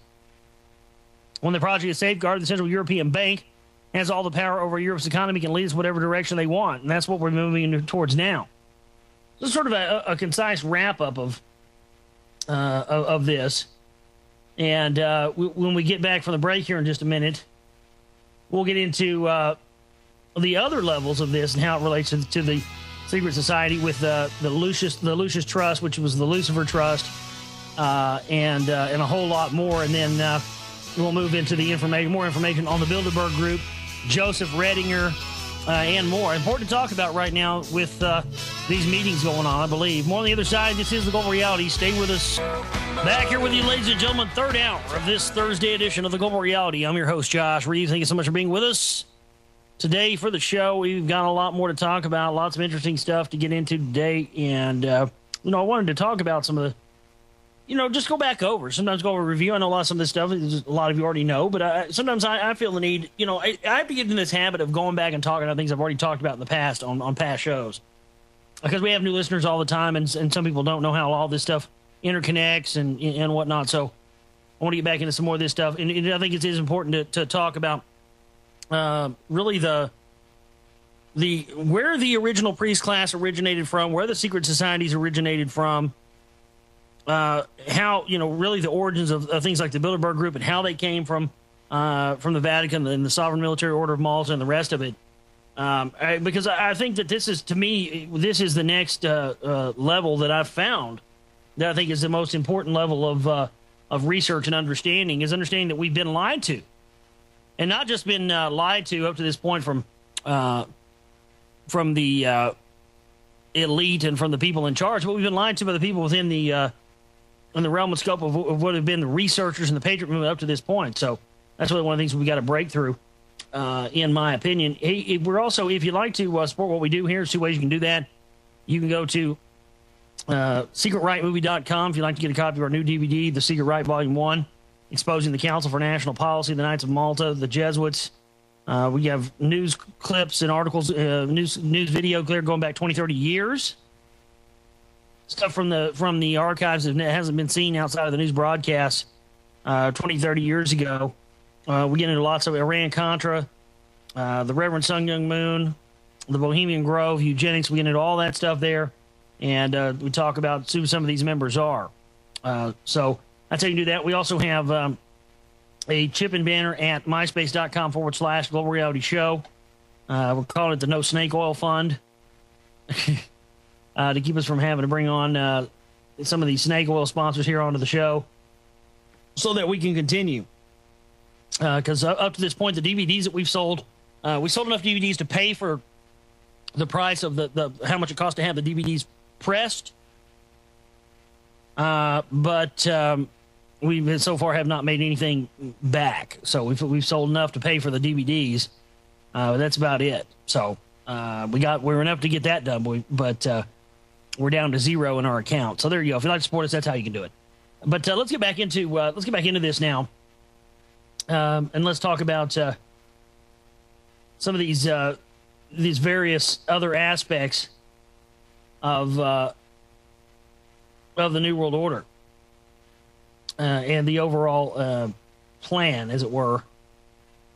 Going back to what we talked about just a bit ago. Let me see where I left off here. Give me just a second. Oh, yes. Here we go. In 1922, Lucifer's Trust was created in London, but later changed its name to Lucius Trust. As the first name was too obvious, the trust is a non-governmental and officially recognized by the United Nations. It's also an extension of the Theosophical Society. Lucius Trust is sponsored by, among others, the alleged Satanist Robert McNamara, former USA Minister of Defense, president of the World Bank, and member of the Rockefeller Foundation, and Thomas Watson, IBM former ambassador in Moscow. Some of the organizations the Lucius Trust sponsors are the following front organizations: the UN, Greenpeace International, Greenpeace USA, Amnesty International, and UNICEF. Lucius Trust has its only religious chapel, the Temple of Understanding, in the UN headquarters in New York. It is interesting to note that the Lucius Trust openly declares that a secretive group of eliminated New Age notables are now running the planet from behind the scenes. The reason good-intentioned people remain members of such destructive organizations is probably because of non-dramatic structure and chain of commands. The lower grade brother is not initiated to know what's on the grade above, and curiosity drives him into the mystery. Also, the discipline and secrecy. No, it's not a frickin' rerun. God damn it. The reason good-intentioned people remain members of such destructive organizations is probably because of its non-democratic structure of chain of commands. The lower grade brother is not entitled to know what's on the grade above, and curiosity drives him into the mystery. Also, the discipline and secrecy is very strict, and punishment can be hard. If one fails to comply in this manner, the very few evil men at the top can control the many innocent and ignorant people below. It's probably the simple and, of course, a basic form of mind control. One isn't necessarily sure that democracy is the ultimate structure of a society, but the hierarchy of a dictatorship must be worse. True democracy, though, has always showed to fail, as it requires a political involvement from the citizens who are the real power. However, groups of people have been shown to be easily manipulated and controlled through history and have been made to believe that they live in a democracy. The real power has been given invisibly to the politicians who are actually elected by the people to substantiate the taxpayers' needs and desires. This seems to have been all but forgotten. And look, if you got something to share with me, please call into the show and share it on air. I'm getting PMs. I don't have time to deal with PMs while I'm doing a radio show. I'm sorry. I just flat don't have time to deal with that. I mean, this is what I'm talking about. You know, it's constantly, whenever I'm trying to do the show, there's people that are trying to distract me away from doing it. And it's become a detriment to my show, and I'm trying to deal with it. But every time and then every time I try to deal with not dealing with the chat, I look down the chat, and there's every single time when I try to not look at it, I look down, and there's some disinfo going around. This is a rebroadcast, blah, blah, blah. You know, there's a good way to tell if it's a rebroadcast or not. If you go to the front page of oraclebroadcasting.com, and there's right at the front of Oracle Broadcasting, at the front of the page, there's a player up there up top. And at the very front of the website, on Oracle Broadcasting, it says, now playing. You see that? Can you have two eyes? There's a little radio thing at the top of the page. It says, now playing the Global Reality with Josh Reeves. If it's a rebroadcast, it will say in the middle of that, rebroadcast. Okay? That's an easy way to find that out. Okay, children? Here you go. So let's continue here. The UN is nothing more than the world police of the Illuminati, bound to give that organization the ultimate authority, a carte blanche account to issue military control over a county or a region, which is counteracting their preconceived plans. Please don't be naive in thinking it's more a mere coincidence that the Temple of Understanding is positioned right in the UN headquarters in New York City, USA. Socialism is nothing more but the political body which the Black Order used to enslave the people of Earth. The red banner is the symbol of their biggest sponsor and their economical protector's family banner, who since the 1700s has worked laboriously to bring about socialism. The banker Mayer Michel Rothschild was the first member of the family who not only advocated this plan, but also financed it. Today, the Rothschilds own the EU Central Bank, but what people do not know is that the European banks were founded by the Rothschilds and also owned by them. The central bank is the basic thesis of the advent of socialism. Let's see. For example, the Rothschilds have invested plenty of money into the environmental movement to counter the nuclear power industry. Hypocritically, they want to build their own free energy through nuclear power to meet their own goals and ends.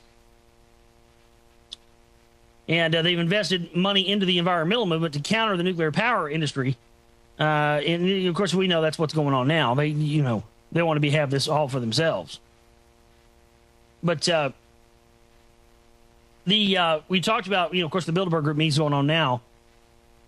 One of the most powerful front groups of the Illuminati, which also works as a secret society in itself, the Bilderbergers, was created in the early 1950s by Joseph Redinger and Prince Bernhard of the Netherlands, former SS officer, both Knights of Malta, and one of the founders of the European movement. These two persons initiated scheduled meetings on a regular basis for European foreign ministers.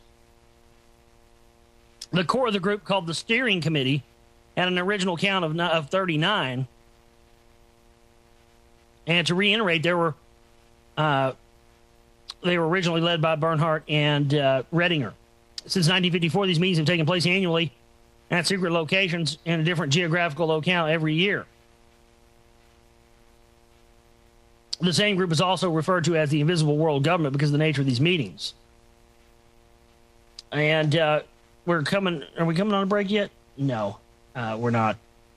But this leads us into another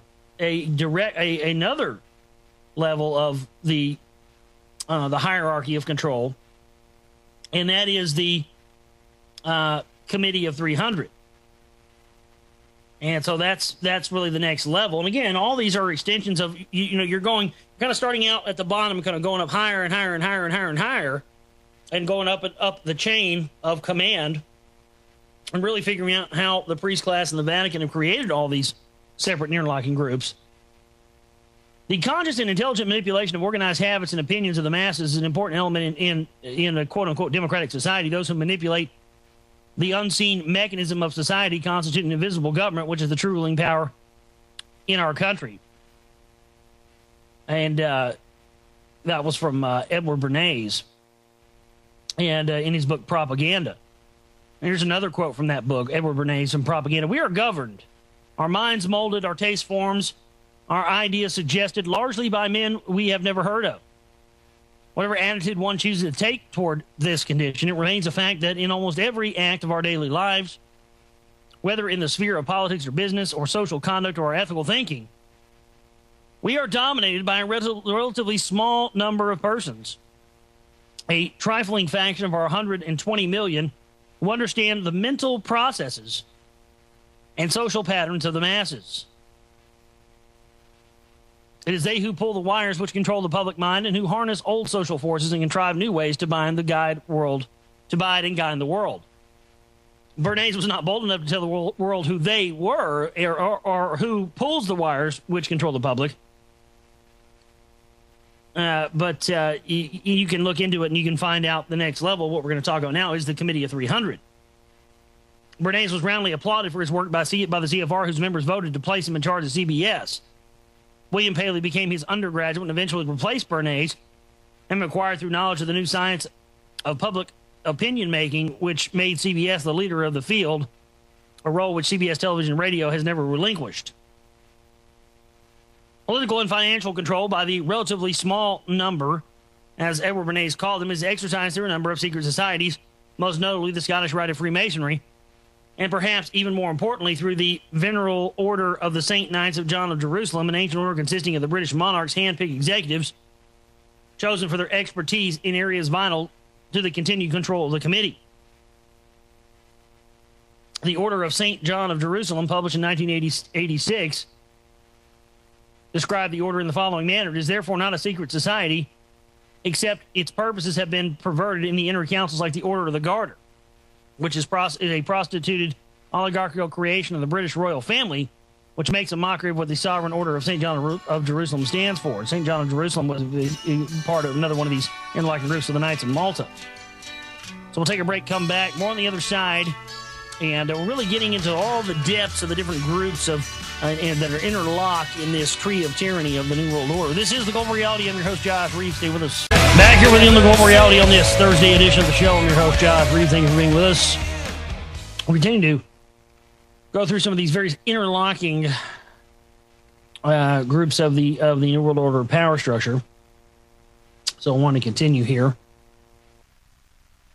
And it says that, as an example, we find that the atheist Lord Peter Carrington, who pretends to be an Anglican Christian, but is also a member of the Order of Osiris, including groups like the Freemasonry, installed as a Knight of the Garter at St. George Chapel, Windsor Castle, by Her Majesty the Queen Elizabeth II of England, or the black nobility Guelphs, also head of the Anglican Church, which she thoroughly despises.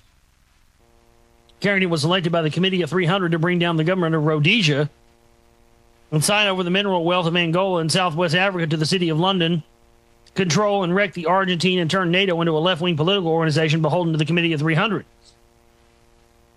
Another strange face we see attaching itself to the Order of St. John of Jerusalem is that of Major Lewis Mortimer Bloomfield, the man who helped plan the murder of John F. Kennedy. We see photos of this strange man wearing the cross of Malta, the same cross worn on the sleeve of the Knights of the Order of the Garter.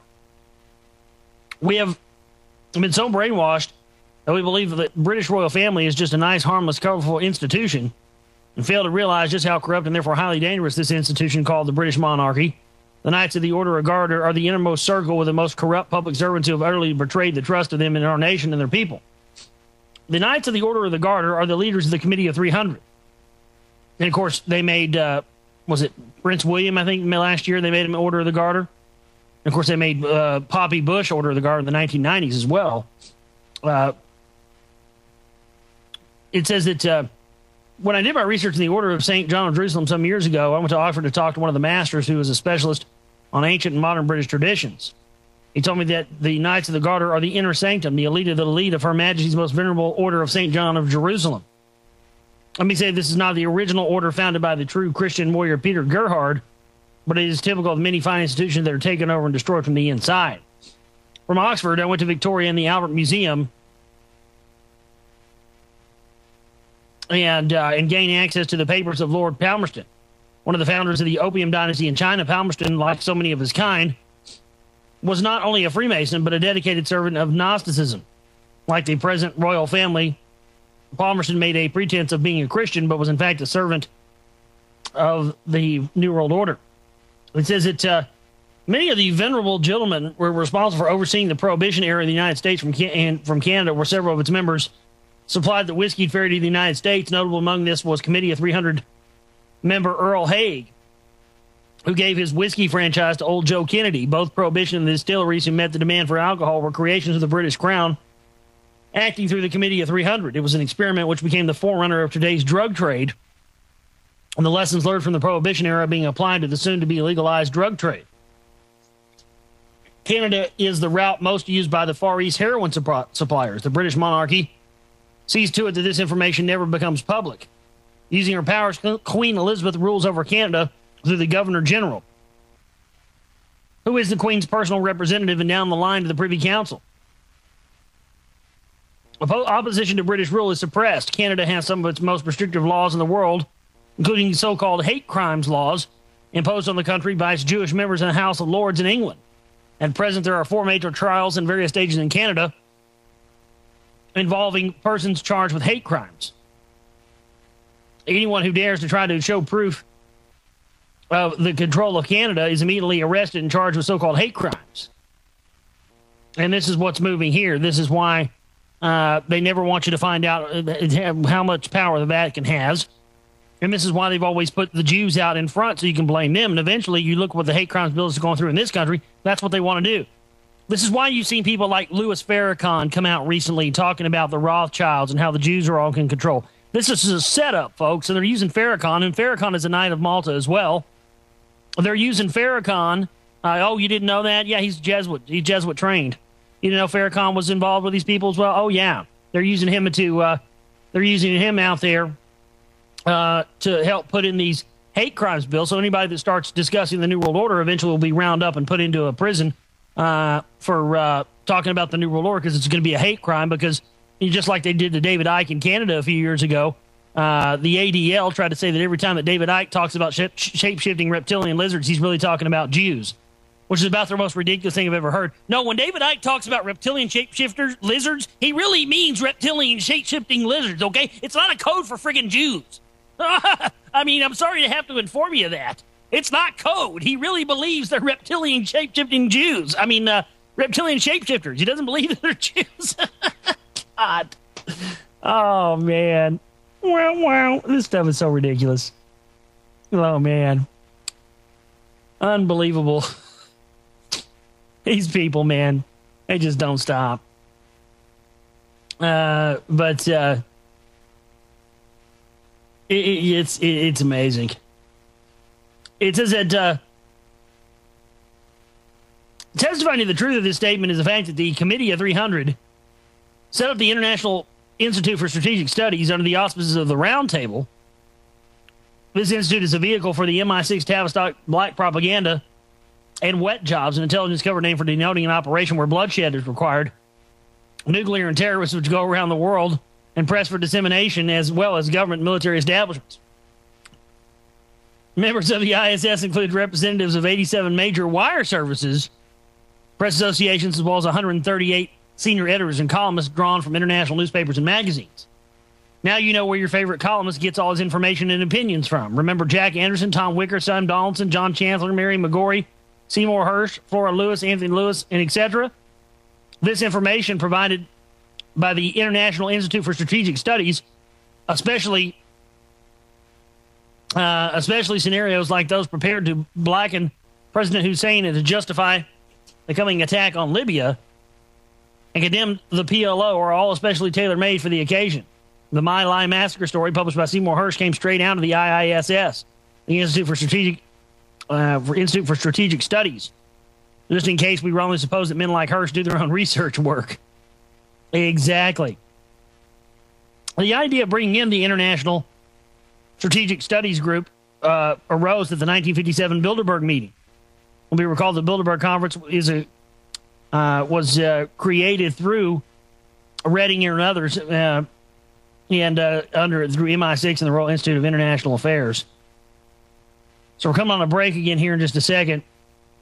We're going to stop right there and we'll pick back up. I thought it was important today with all this stuff that's been going around, but the Bilderberg group being going around and going through all these interlocking groups, whose really foundations all go back to the Vatican, although there's various things about it, but in control. It's just not a one-sided thing, folks. More on the other side. Stay with us. This is The Global Reality. Back here with you on The Global Reality Thursday edition. I'm your host, Josh Reeves. Thank you for being with us. We're talking about all these, a lot of information, Dave, of various interlocking groups, how these all nexus back into the real control power of the priest class, all leads to Rome. All roads lead to Rome, as usual, ladies and gentlemen. And so we're back here, and we're going to also I've got some information I was finishing up from yesterday that we're going to get into later on the broadcast as well.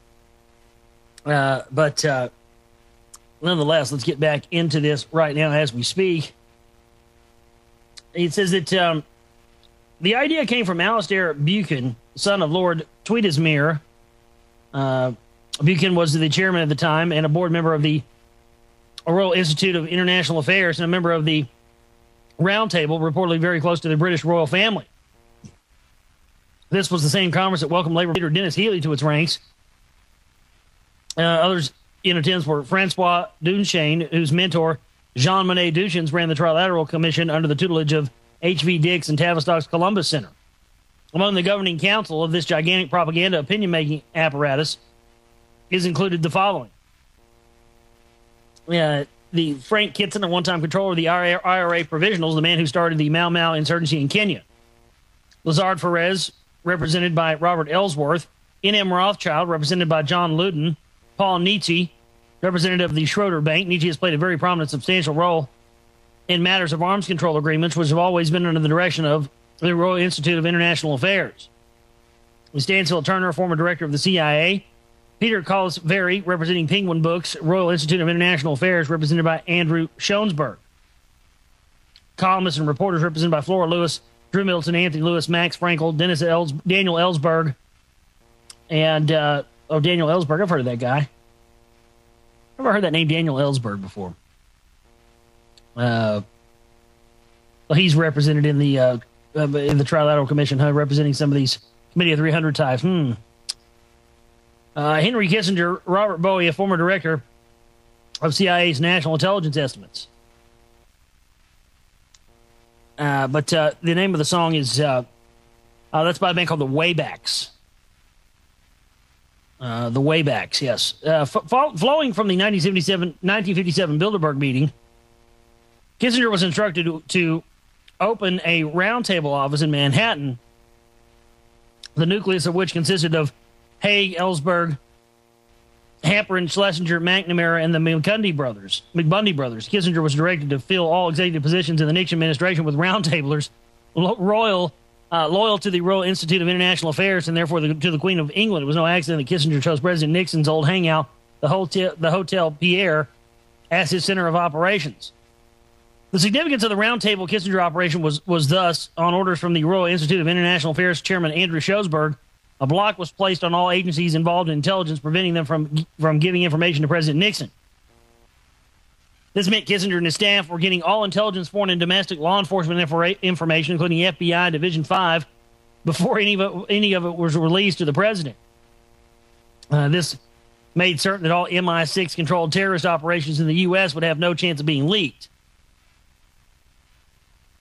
By working this methodology, Kissinger at once established hegemony over the Nixon presidency. After Nixon was disgraced by the Kissinger Group and hounded from office, Kissinger emerged with unprecedented power such as have not been equal before or since Watergate.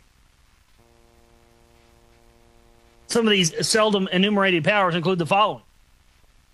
Kissinger ordered National Security Decision Memorandum No. 1 to be drafted by Halperin, who got the actual wording directly from the Royal Institute of International Affairs through roundtable circles. I mean, my God, folks, This country's been ensconced in the socialist one world order takeover for decades now. I mean, yes, Barack Obama represents the final culmination of this, but I mean, my God, they've had these people from these roundtable groups, the Milner's Road Roundtable and the Cecil Rhodes Roundtable. These people have been ensconced. I mean, this is one of the things that's been interesting about my work into the Council for National Policy is finding out how they formed all these secretive think tanks on both the phony left and the phony right. It's unbelievable to see. Really watch how they did this. The memorandum appointed Kissinger as the supreme U.S. authority, chairman of the verification panel. All SALT negotiations were directed from here using Paul Warnke, and a nest of traitors inside the arms control mission at Geneva.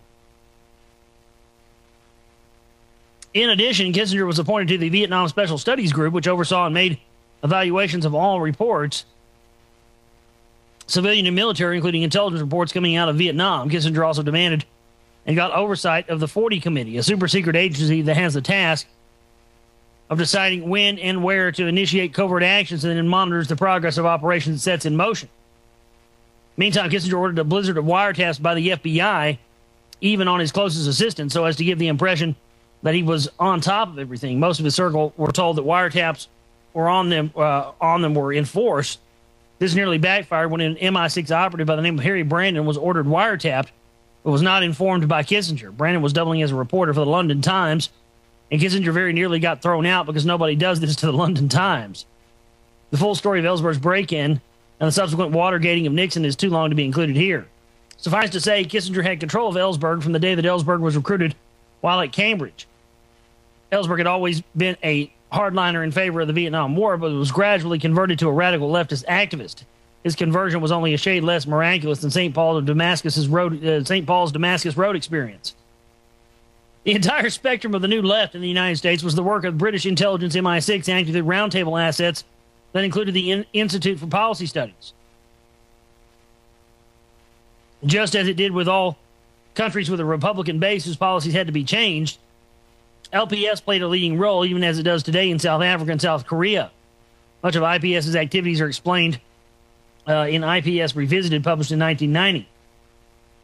Through a series of the International Policy Institute for Policy Studies, the IPS, acts like the stoning of Nixon's motorcade and a large number of bombings. A climate of deception was effectively created, which led a majority of Americans to believe that the United States was under threat from the KGB, the GRU, and the Cuban DGI. The word went out that a lot of these imaginary agents had close ties to the Democrats through George McGovern. It was, in fact, a model disinformation campaign for which MI6 is justly famous. Haldeman, Ellsberg, and Nixon's closest aides had no clue as to what was happening. Hence, a fury of statements emanating from the White House that East Germany, the Soviet Union, North Korea, and Cuba were training terrorists and funding their operations in the United States. I doubt whether Nixon knew very much about the IPS, let alone suspected what it was doing to his presidency. We suffered the same kind of disinformation during the Gulf War, when word went out that terrorists of all stripes were about to invade the United States and blow up everything in sight. Exactly. This is one of the key ways in which they formulate enemies. And they leak these out to the intelligence groups. And they get them believing there's an actual threat. Then they create the threat. Then they create the pretext. And boom, next thing you know, you've got an event on your hands. So you can get people to get behind anything. And so let's continue here. One of the sorriest slip-ups of the Minority Council was its abject failure to expose the dirty role played by Intertel, the Corning Group's ugly private intelligence agency, which we have already met, who leaked a lot of Watergate material to Edward Kennedy. Private intelligence agencies like Intel had no right to exist in the United States. The individual who most deserves the title of traitor and who's most guilty of sedition is General Alexander Haig. Haig is also a Knight of Malta. This desk man office colonel, whose paper shuffling career did not include commanding any troops in battle, was suddenly thrust upon the scene by an invisible upper-level parallel government. So we'll talk more about this on the other side of the break. Interloops here, really getting into the heart of the New World Order. This is the Global Reality. Stay with us. Back here with you on the Global Reality. We're on the Oracle Broadcasting Network. I'm your host, Josh Reeves. SecretRightMovie.com. This website, if you'd like to get a copy of my newest film, The Secret Right Volume 1, which is out now. Those are shipping out, and we hope you'll get a copy and get those out to your friends and neighbors and let people know about the other elements within the New World Order that haven't got a lot of coverage up to this point. So we're hoping to expose all elements and to really expand the vocabulary. I think the vocabulary of what the elite and the New World Order and all this stuff is, I think that vocabulary has been very limited up to this point. I think it's been intentionally limited up to this point by the factions. I mean, hell, man, when you look into these people, when you look at how many, Knights of Malta and Jesuit people we've got running around that are ensconced in the Patriot and Truth movement, I mean, 2 + 2 is 4. So, you definitely see that, there's a reason why the vocabulary for this type of research at this point has been very limited in scope. And as usual, it's up to the individual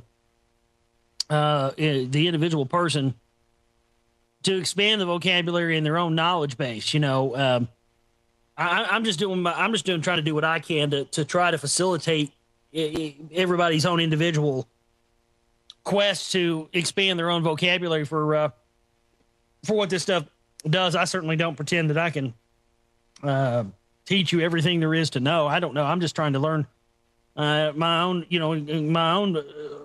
role in all this, and just do what I can to try and facilitate the broadening of the vocabulary. That's really what I try to see. I see as my role, because I didn't see that as my role when I first started doing this. But as I started to learn more and more about how we are being restricted by, the highest elements of these people, is within the Patriot movement, what all else, it really made me think, okay, now it's time to start talking about this. So let's get back into this right now.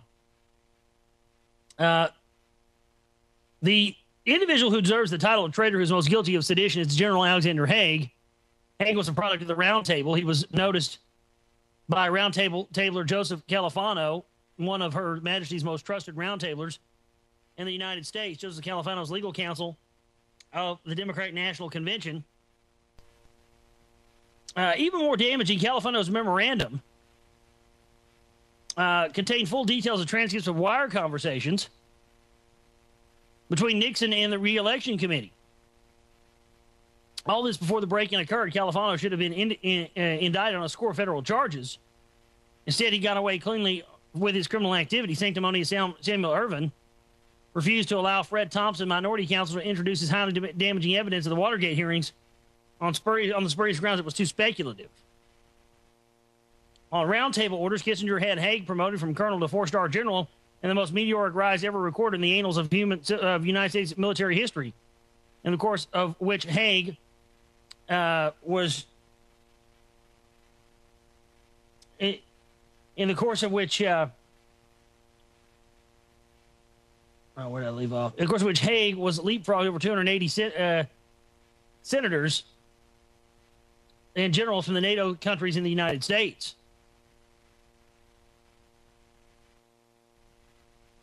When the news of his appointment reached the Soviet Armed Forces High Command, Marshal Orgov recalled his top 3 Warsaw Pact generals.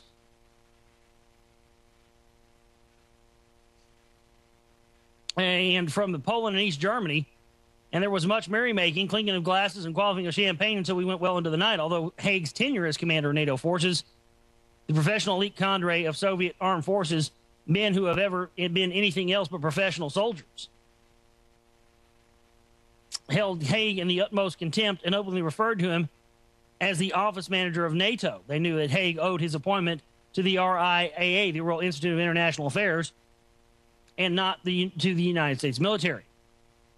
But before his military promotion took him out of Washington, let it be known that Alexander Haig, in conjunction with Kissinger, all but destroyed the office of the President of the United States and its government. The chaos left by Kissinger and Haig in the wake of Watergate has never been chronicled to the best of my knowledge. On the insistence of the Royal Institute of International Affairs, Haig virtually took over the management of the government of the United States after the April 1973 coup d'etat, bringing 100 roundtable agents chosen from the Brookings Institute, the Institute of Policy Studies, and the Council on Foreign Relations. Haig filled the top 100 posts in Washington with men who, like himself, were beholden to a foreign power. In the ensuing debacle, the Nixon administration was torn asunder, and the United States along with it. Thrusting aside the pious platitudes and posturing of the defending of the Constitution, Senator Samuel Ervin did more to change the United States than anything Nixon was alleged to have done. And the United States has not yet recovered from the near mortal wound of Watergate, a Committee of 300 sponsored operation conducted by the Royal Institute of International Affairs, the Roundtable, in hands of MI6 officers based in the United States. It's very, very interesting stuff here. Kissinger and Haig followed Tavistock training manuals to the letter. The result was a distraught, confused, frightened, and demoralized President Nixon, whose only course of action, he was told by Haig, was to resign. And, of course, Alexander Haig, you go back and you look at, I mean, my goodness, we're talking about the guys who were on the ground floor.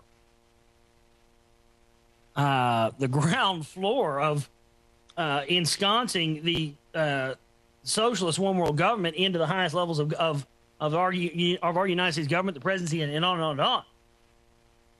But see, this is how you start to learn a lesson in compartmentalization.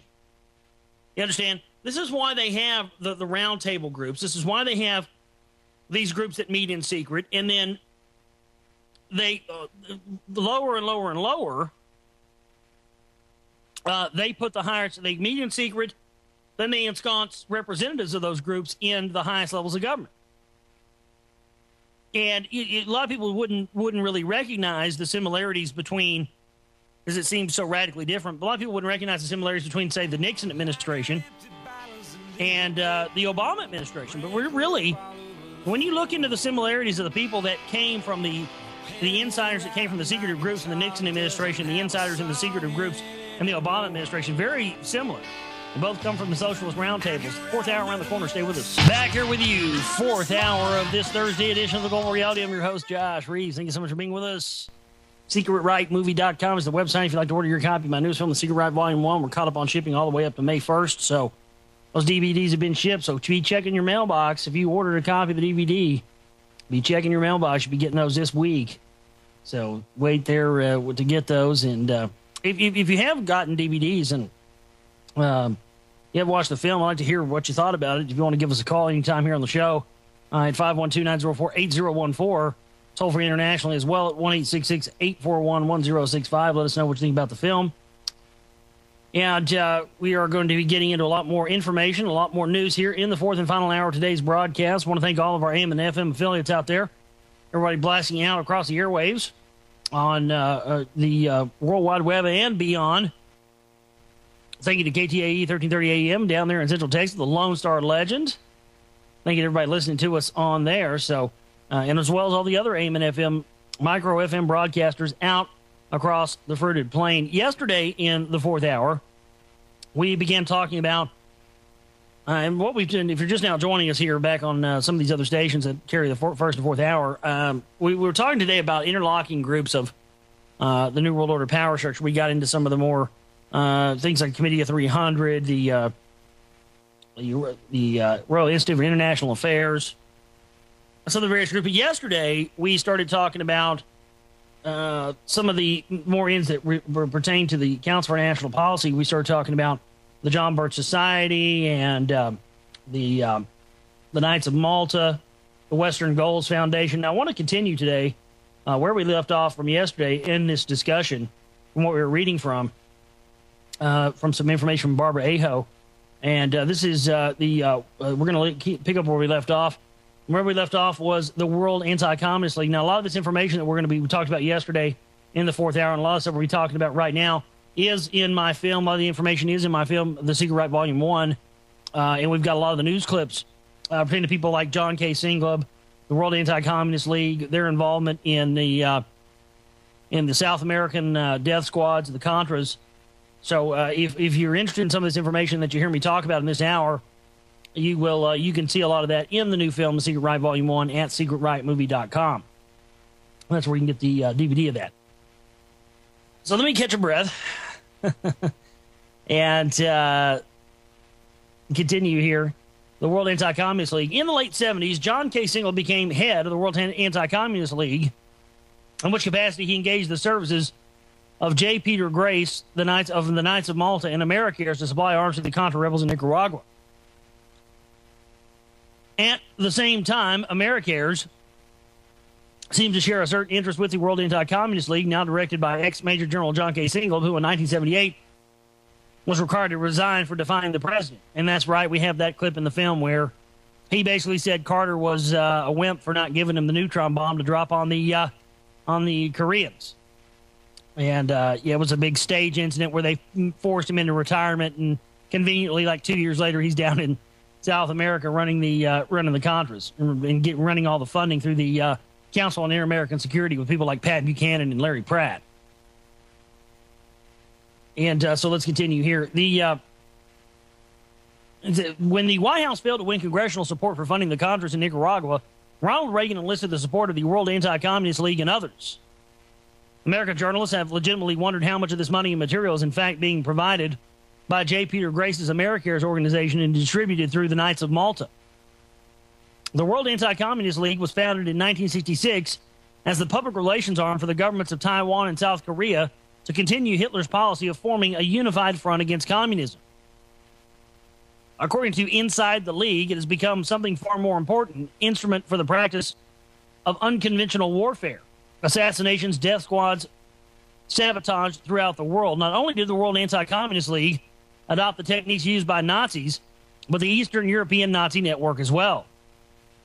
When most people think of Nazis, two images are evoked: aging war criminals, the Joseph Mengeles, the Klaus Barbies living in frightened obscurity somewhere in South America, or else of disenchanted youths who in brown shirts and jackboots vandalize synagogues and march through city streets.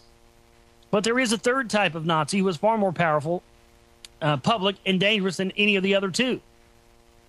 These are the Croatians, the Slovaks, the Ukrainians, the Latvians who carried out the German-dictated massacres, who never faced a Nuremberg, and who joined the World Anti-Communist League. The participation of these Eastern Europeans in the Holocaust remains one of the least told stories in modern history. The reason this is so simple, many of them were recruited by American and British intelligence, brought into the United States and Canada, and allowed to rise to prominent positions in their communities, and ultimately to revise history.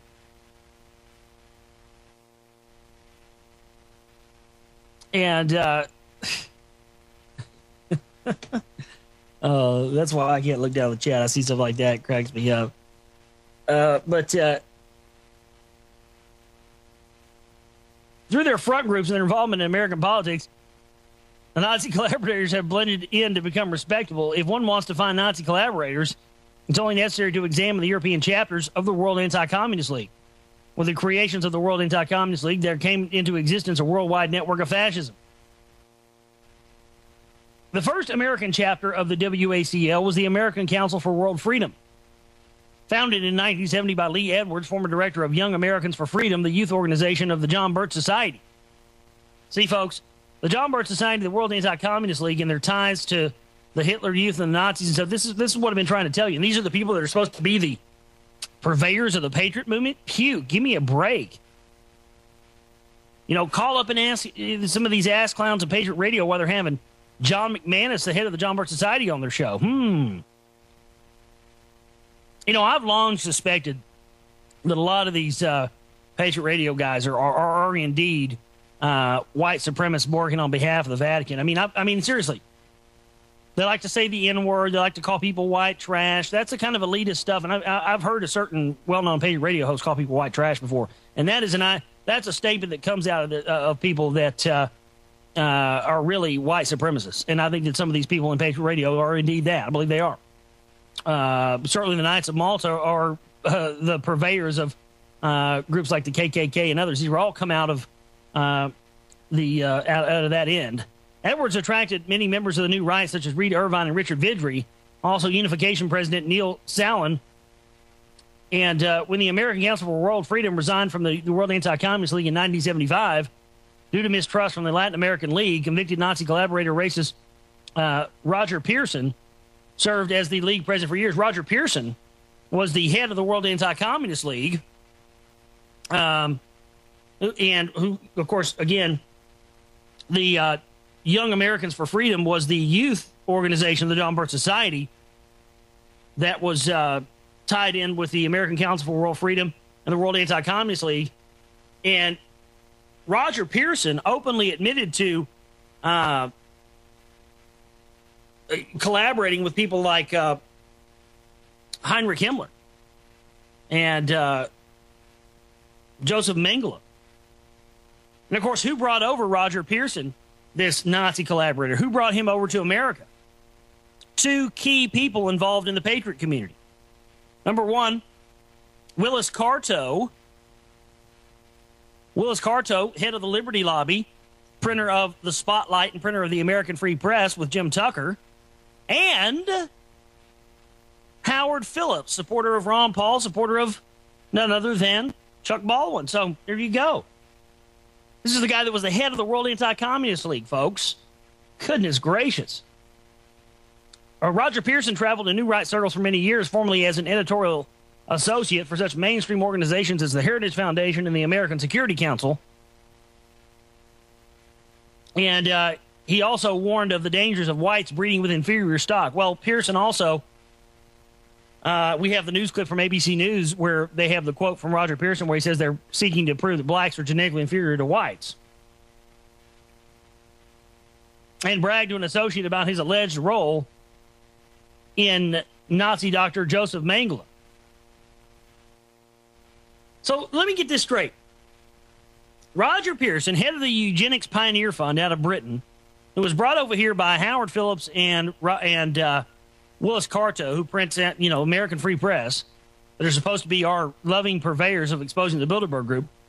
This guy openly bragged about his role in hiding Joseph Mengele. My God, folks. When are people going to wake up? Roger Pearson also was a man who, as chairman of the World Anti-Communist League in 1978, was responsible for flooding the European League chapters of the World Anti-Communist League with Nazi sympathizers and former officers of the Nazi SS, all Knights of Malta. All these guys are Nazis. Willis Carto, Knights of Malta. Roger Pearson, Knights of Malta. My God. Pearson was a member of the British Eugenics Society. He was educated at the London School of Economics, which was funded by fellow eugenicists Henry Ford and the Fabian Society for the purpose of training an elite caste to govern a new social order. Obtaining his Bachelor of Science in Anthropology from the University of London in 1951 and his Master's in Economics in 1954, Pearson showed an early interest in eugenics. He wrote several books on the subject, including Eugenics and Race and the Race and Civilization. Pearson was relocated to the United States in 1965 by Willis Carto, head of the Liberty Lobby, and became editor of Willis Carto's magazine Western Destiny. Roger Pearson's successor as head of the World Anti-Communist League was John K. Singlem, whose high-level and government connections restored an appearance of respectability to the World Anti-Communist League. Serving on the advisory board were such notables as Howard Phillips of the Conservative Caucus, Andy Messing of the National Defense Council, and Fred Schlafly, husband of Phyllis Schlafly of the Eagle Forum. The membership also included several high-ranking members in military officers, such as Lieutenant General Daniel O. Graham, former head of the Defense Intelligence Agency, and former member of the advisory board of CASA, the political arm of the Sun Myung Moon's Unification Church. With the help of Oliver North, John Singlem enabled the Contra resistance in Nicaragua, assisting David Rockefeller and J. Peter Grace with a corporate takeover of Latin America. These people were working on behalf of David Rockefeller, and yet they want to prance around the Patriot movement claiming they exposed the Rockefellers. Give me a flipping break here. See, this is the kind of stuff here that I'm reading for you today, folks. It would have been impossible to, and I include bits and pieces of this in the film, where you can go and research and find a lot of this out yourself, but it would have been impossible to include all this stuff in the film. The film would have been, 10 discs long. In 1984, Singlem headed a Pentagon panel that urged the U.S. to emphasize non-conventional counterinsurgency warfare strategies under the Reagan administration. He also funded these Contra supply activities. A diagram found in Oliver North's safe, and we have the clip of this in the film, where they admit to this on mainstream media. A diagram found in Oliver North's safe showed Western Goals Executive Director Lynn Rugel's name written above the words Western Goals. The note on the diagram said that Guell worked with CAUSA, a political arm of the Unification Church, and its head Bohai Pak, and made trips to Germany and South Korea. The word money was written all over Guell's name with an arrow pointing to Rob Owen, North's courier to the Contras. And also it talks about in that clip is using Israel as a scapegoat for their involvement in the Latin American death squads. That we have that clip into my film. They openly say that they found a note in Oliver North's safe that said that he was going to use Israel as a scapegoat. I mean, is that not classic for the Knights of Malta? Give me a break. Man, oh man. Arrows were also drawn from Owen's name to Guell and from Andy Messing, a private Contra supporter and head of the National Defense Council, to Western Goals. The diagram was drawn at the bottom of a letter from Fawn Hall to Phil Mabry and Randy, dated on April 18, 1985. Guell worked with John Singlob at the Singlob Freedom Foundation. Lieutenant General Graham is the director of the Defense Lobby High Frontier. He's also a member of the World Anti-Communist League, an organization which was headed by John K. Singlob. Graham is a former member of the advisory board of CAUSA, the political arm of the Reverend Sung Myung Moon's Unification Church.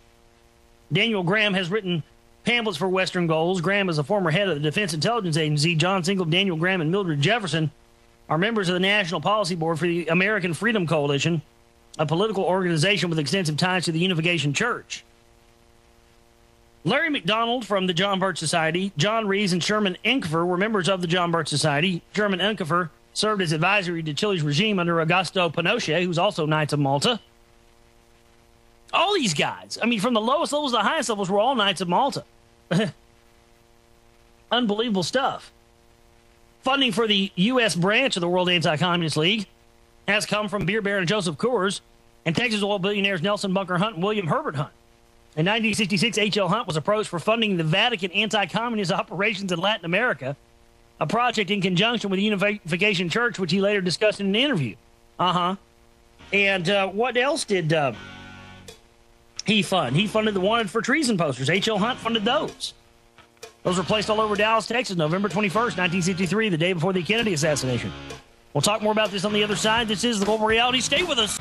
Back here with you on this Thursday edition of The Global Reality. I'm your host, Josh Reeves. Thank you so much for being with us today for the broadcast. Ladies and gentlemen, we're continuing to talk about the World Anti-Communist League and the Council for National Policy that ties into the Sovereign Military Order of Malta and the rest of it. And where we left off with the break, the funding for the U.S. branch of the World Anti-Communist League came from H.L. Hunt. H.L. Hunt was approved for funding Vatican anti-communist operations in Latin America, a project in conjunction with the Unification Church, which he discussed later in an interview.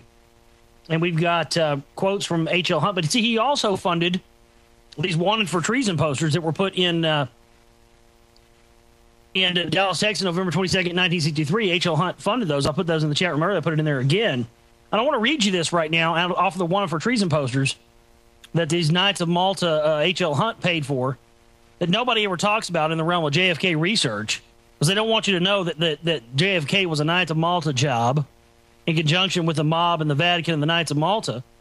And it says, wanted for treason. This man is wanted for treasonous activities against the United States, betraying the Constitution.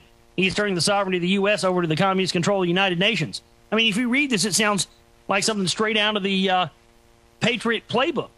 I mean, it's unbelievable. But, you know, that whole speech that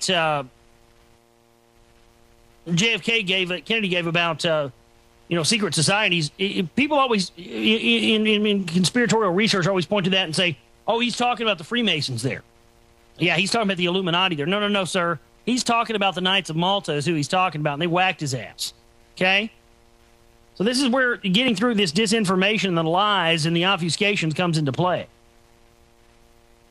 And this is a quote from H.L. Hunt on him being approached for funding the Vatican anti-communist operations in Latin America, which is exactly what the Contras were. And again, we detail a lot of this in my new film, The Secret Right, Volume 1. And this is a quote by H.L. Hunt. I was approached by Look, check this out. My goodness, this blows my mind. Okay, H.L. Hunt, the Hunt family. I mean, they were Knights of Malta. They funded these Vatican Contra operations. Now, listen to this. This is a quote from H.L. Hunt.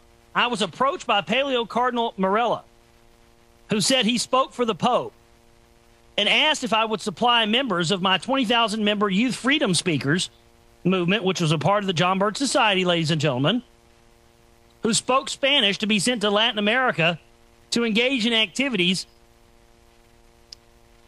And I was told the Pope was thinking in terms of $11 million a year support for the entire movement against communism in Spanish-speaking countries. The project is now centered in New York, the Asian Speakers Bureau with the Free Pacific Association, including Riverdale Drive, another front for the Unification, Reverend Moon's Unification Church. That's a quote. He directly said, H.L. Hunt was directly quoted, ladies and gentlemen, as saying, again, I was approached by Paleo Cardinal Morella, who said he spoke for the Pope and asked if I would supply members of the Youth Freedom Speakers movement to be sent to Latin America to engage in speech-making and activities. I was told the Pope was thinking in terms of $11 million a year support for the entire movement against communism in Spanish-speaking countries.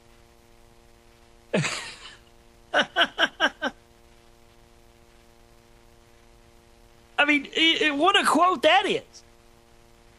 And the Youth Freedom Speakers movement was a part of the John Birch Society. He straight up tells you right there that he was approached by Cardinal Morella on behalf of the Pope to ask to supply members and money and $11 million down in Latin America. But according to some of these clowns in these clips that we played over the past several days, oh no, they don't have. They're just a group that was involved with people 20 years ago. They don't have any power now. No. Oh man. Funding for the Western Goals Foundation was provided by corporations and wealthy John Birch Society members. A primary benefactor being Nelson Bunker Hunt, another major funder for Western Goals, was industrialist Roger Milken, a member of the John Birch Society and board of directors for W.R. Grace and Company, and Enduring Milken Research Corporations, and also funded Western Goals. And now the next section is entitled The Council for National Policy. Nelson Bunker Hunt's membership in the John Birch Society is mentioned in Ominous Politics, with reference to the Texas billionaire's contribution to the moral majority. Hunt, whose Birch Society background is documented by Conway and Siegelman in Holy Terror, also made a contribution of $1 million to the moral majority in 1981. In the same year, William Herbert and Nelson Bunker Hunt provided the startup money for the Council for National Policy, a highly secretive coalition which represents the entire spectrum of new right corporate executives, TV preachers, and former high-ranking government and military leaders. The Council for National Policy is considered the primary coordinating body and funding conduit for Christian right projects. Nelson Bunker Hunt, who was president of the CMP in 1982-1983, is among several of the John Birch Society Western Goals Foundation principals and associates who also served on the newly formed CMP Board of Governors. Singlob, Graham, and Jefferson were also members of the Board of Governors of the Council for National Policy. And other Western Goals Foundation members who were on the Board of Governors included Chairman Unkefer Hans Stoneholtz, Robert Stoddard, and the group's financial backer, Nelson Bunker Hunt, was on the CMP Board of Governors, as was Larry McDonald, who was the head of the John Birch Society. You know, that clip we have in the film from Crossfire with Larry McDonald, Tom Braden, and Pat Buchanan, these guys were ensconced in the Council for National Policy at the very beginning of it, and they're talking about conspiracies in the CFR and the New World Order as if it's a conspiracy theory, and arguing about it and using divide and conquer. We have that clip in the new film. It's an amazing clip. It really proves how far back controlled opposition on the subjects of the New World Order has been going on. That's really what clip is. Oliver North has also been a member of the CMP since its inception. Howard Phillips of the World Anti-Communist League Board of the Conservative Caucus was also on the Executive Board Committee of the CMP. Andy Messing Jr., United States USAR retired former chair of the Conservative Caucus, was also sat on the board of the Council for National Policy and led the National Defense Council Foundation. Gell worked with CASA, a political arm of the Unification Church, with its head Bohai Pak, and made trips to Germany and South Korea. J. Peter Grace of the Knights of Malta was also the head of the U.S. chapter of the Knights of Malta, was on the board of Prodemsa, the Friends of the Democratic Center in Central America, and also a member of the CFR. So how isn't that amazing? You had J. Peter Grace, who's the head of the U.S. chapter of the Knights of Malta. He was also the board of governors of the CMP and also a CFR member. And yet we're told that the CMP is a junior CFR and that they were made as a right-wing counterpart to the CFR. But yet one of the top guys, the guy who headed up the U.S. chapter of the Knights of Malta, was a member of the CFR and head of the CMP? Uh-huh. Yeah, junior CFR, huh, buddy?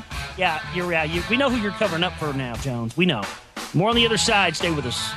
Back here with you on the Global Reality on this Thursday edition. I want to thank you so much for being with us. And we thank you so much for joining us. We're going to continue talking about the Council for National Policy and its ties into the Knights of Malta. That's huge, though. J. Peter Grace of the CFR, head of the Knights of Malta, and head of the he was a board of governors of the CMP, and of course William Simon as well. William Simon was CFR. Him and Prescott Bush were also members of the Knights of Malta. I was on Prodemsa's National Council. Both Prodemsa and the Knights of Malta were involved in efforts to support the Contras and private sector funding opposition groups in Nicaragua. Simon, who was Treasury Secretary under Richard Nixon, was also the chairman of the Nicaraguan Freedom Fund, a fundraising organization set up in 1985 by the Washington Times, a newspaper owned by the Unification Church. Well, the Scottish Rite and the York Rite are two different things. The Scottish Rite branch was the branch that was set up by the remnants of the Templars, and the York Rite branch was the branch that was set up from the Germanic Illuminati lines that were the Saxon-Coburg-Gothas and the bloodlines that spread up into Europe and took over the crown. So really, Mystic, you're really just talking about 2 degrees of the same thing. I really would think it would be hard to say one is more powerful than the other one, because in reality, they're really branches of the same tree. But at least that's just my take on it from the research that I've done, or from the stuff that I've looked at. I hope that helps. I really, because you really have 2 different factions of the same thing that spread up into different parts. You understand? So it really boils down to who formed it. Certainly, the York Rite is the most powerful in England, and certainly the members of the York Rite are ensconced within the highest levels of government in the crown. Are definitely York Rite members. Yes, if you're talking about the British aristocracy and the intelligence, MI6 and the rest of it, yes, York Rite is definitely the most powerful. So it really depends on what branch you're talking about. In America, it's different. In America, certainly the Scottish Rite has its power ensconced. The Scottish Rite is more powerful in the United States than the York Rite, but the Scottish Rite is not more powerful than the York Rite in England. But really, they're branches of the same tree. But it just one is really in control of the United States, because originally what the Scottish Rite was, when they came to America, they were really in charge of the when you read some of their old documents, it'll say Southern jurisdiction. That's what they mean, is they were really in charge of the southern half of the United States prior to the Civil War, and the York Rite controlled the North in the whole North-South. So that's how that whole thing worked. Yeah, I was confused about that for a long time myself, until I started doing more research into how the groups worked, and how, especially prior to the Civil War, and also prior to the formation of the United States itself. So that's really how you get into that. But yeah, I mean, when it comes down to it, they're really both pretty much the same thing. Well, let's get back into this now. William Simon was Knights of Malta who was on the Prodemsa National Council. Both Prodemsa and the Knights of Malta were involved in efforts to support the Contras and private sector opposition groups in Nicaragua. Simon, who was Treasury Secretary under Richard Nixon, was also the chairman of the Nicaraguan Freedom Fund, a fundraising organization set up in 1985 by the Washington Times, a newspaper owned by the Unification Church. Regarding his creation of the Washington Times, which received an award from the CMP In 1988, the Reverend Sun Myung Moon stated in 1981, listen to this. This is in 1991. This is a quote by the Reverend Sun Myung Moon. He says, "No matter how proud Americans might be, making noise all over four corners of the world, that is bad. They will fall down. God has made it so that Americans have no choice but to bow down. A new America is about to take off." Following Reverend Moon, from this time on, the next point is the revival of the Christian church. Father Moon does not regard this as his own responsibility. This is America's responsibility to support that father created the Washington Times. What? Wow. What in the hell is that? I mean, my goodness, folks. Start to understand what's going on here now. Read that quote that I just put in the chat room. That's the Reverend Moon. No matter how proud Americans might be, making noise all over the four corners of the world, that is bad. They will fall down. God has made it so that Americans have no choice but to bow down. A new America is about to take off, following the Reverend Moon. Well, he didn't just anoint himself the Messiah. Our government anointed him the Messiah. We have the Fox News clips in my new film, The Secret Right, Volume 1. All this stuff, if you want more information on, it's all in my new film. We have the news clips where they inaugurated him in Washington, D.C. Goodness gracious, that's a hell of a quote right there. William Simon was connected to two other think tanks that were influential in policy information in the early years of the Reagan administration, the Heritage Foundation, the American Enterprise Institute. Simon is also a member of the elitist right-wing policy formation, the Council for National Policy. Frank Shakespeare was U.S. Information Agency Director of Radio Free Europe and Radio Liberty. And, of course, who runs Radio Liberty now? Dr. Stanley Monteith, a loving Patriot movement follower. During the Reagan administration, he served as ambassador to Portugal from 1985 to 1987, and then as ambassador to the Vatican.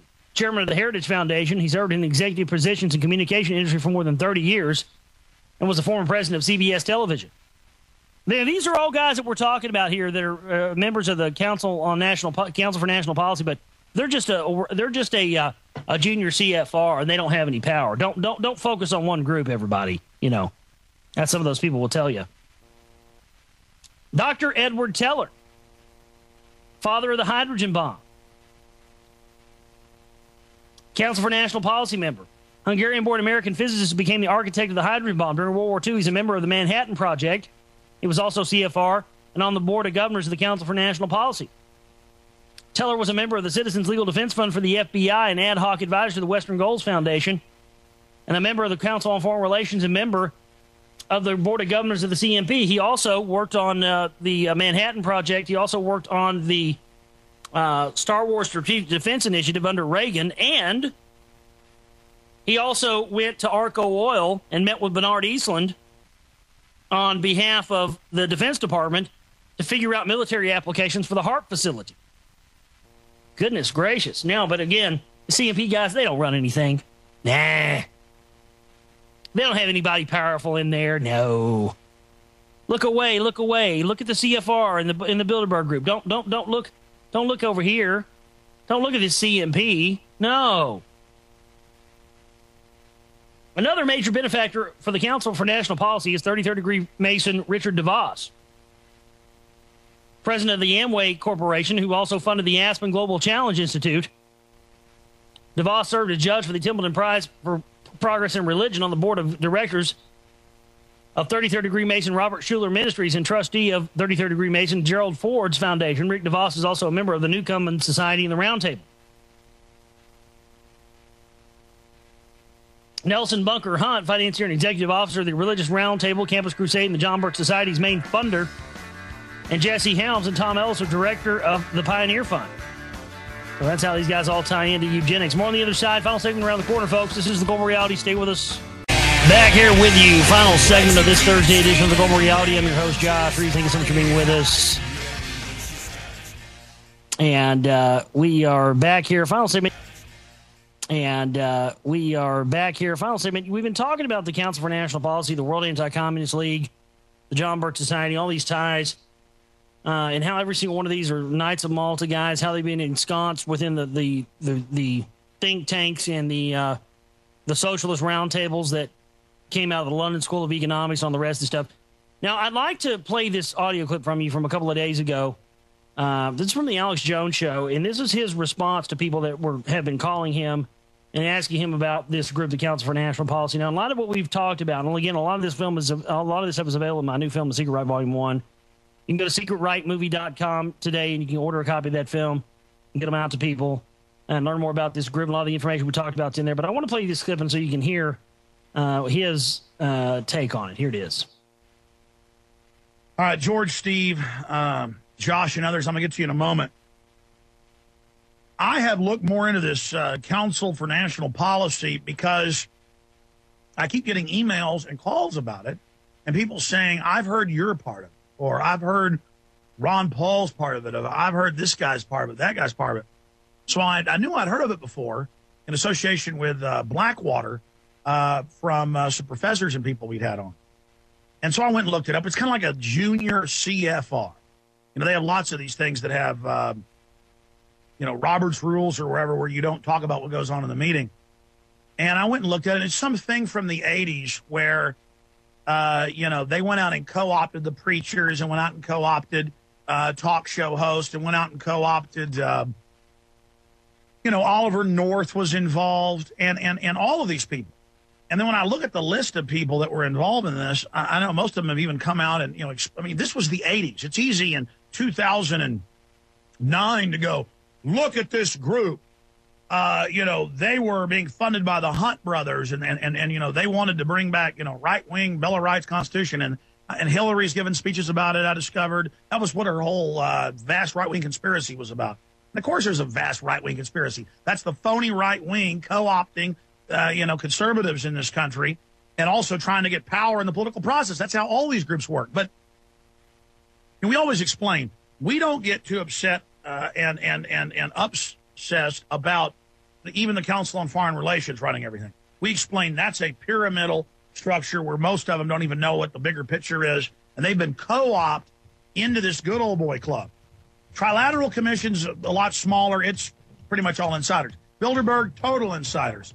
But there's all these other groups. But I mean, the endless obsession with, part of a right-wing group 25, 30 years ago. Meanwhile, all hell's coming down on us. The bankers are taking over right now, and they're trying to get us to fight off of left, right. Trying to get us to fight off of left, right. Let me tell you something. Nice try there, Jonesy. Nice try. How somebody can say, I don't believe in the false left-right paradigm, and yet say somebody's trying to fight off left and right when we already know that there is no left and right. It's all exposed. These people are there on both sides of this phony political spectrum, but they create science to get people roped into it, to cause division, divide and conquer as usual. So unbelievable there, and I think that really just says it all. Not really much more for me to add to that, but let's continue and finish up our information that we had concerning the CMP and the rest of this stuff. Nelson Bunker Hunt, financier and executive officer of the Religious Roundtable, Campus Crusade, and the John Birch Society, and main funder and second president of the CMP, and Jesse Helms, who was a director of the Pioneer Fund, the Eugenics Foundation, and the International Association for the Advancement of Eugenics and Ethnology. Lord Malcolm Douglas Hamilton's deceased husband, part of the British aristocracy, was brother and host of Rudolf Hess when in 1940 Hess made his secret flight to England. Carol Quigley's History of the Rhodes Roundtable, a.k.a. the Cliveden Set, admitted to the Society's appeasement policy during the taking back the Treaty of Versailles. And the Belmont Brotherhood documents that the founding JBS National Council was entrenched in the Eastern establishment in its purported to despise. Nor is its progeny, the Council for National Policy, a conservative anti-communist organization, but rather a globalist organization, anti-American and unpatriotic in the extreme. Noting the curious crossover tendencies between the right and the left and the World Anti-Communist League, authors of Inside the League offer the following insightful analysis. Now listen to this, ladies and gentlemen. This is key to debunking what he just said about, people trying to expose the Council for National Policy are trying to make people fight off between left and right. Let me tell you, I'm going to prove to you right now what a fraud that is. Listen to this.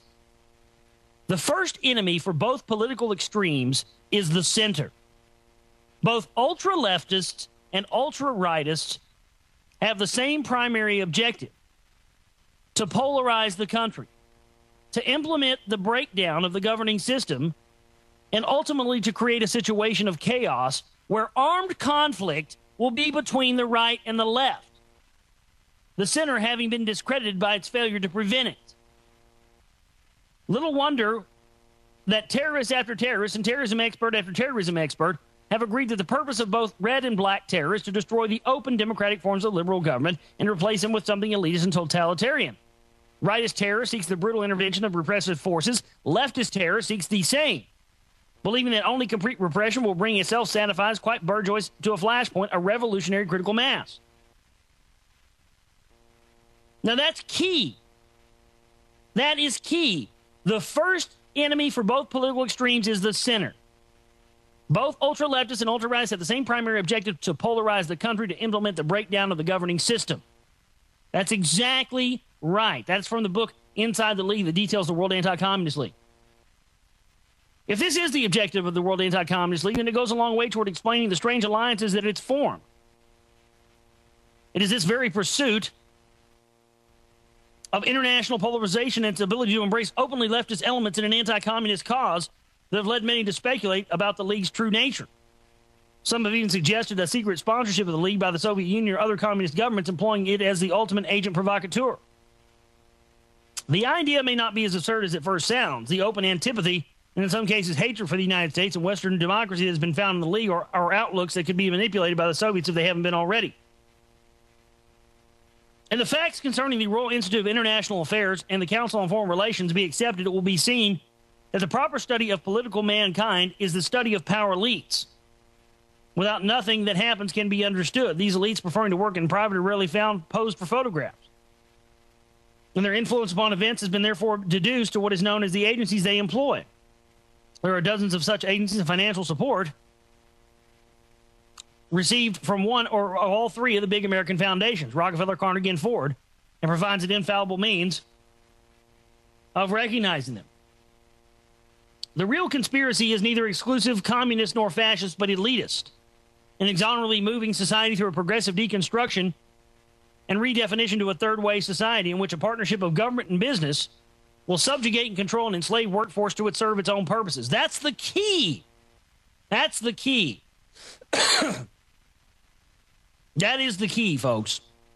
All these groups, left, right, are all working together to form a partnership of government and business to subjugate the control of an enslaved workforce to its own purposes. That's what this whole fraud of this whole thing Ron Paul's putting out there about, we got to audit the Federal Reserve. They are going to end it. We're moving towards a new world monetary system where the Federal Reserve is not going to amount to a hill of beans. It's a dinosaur. It's gone.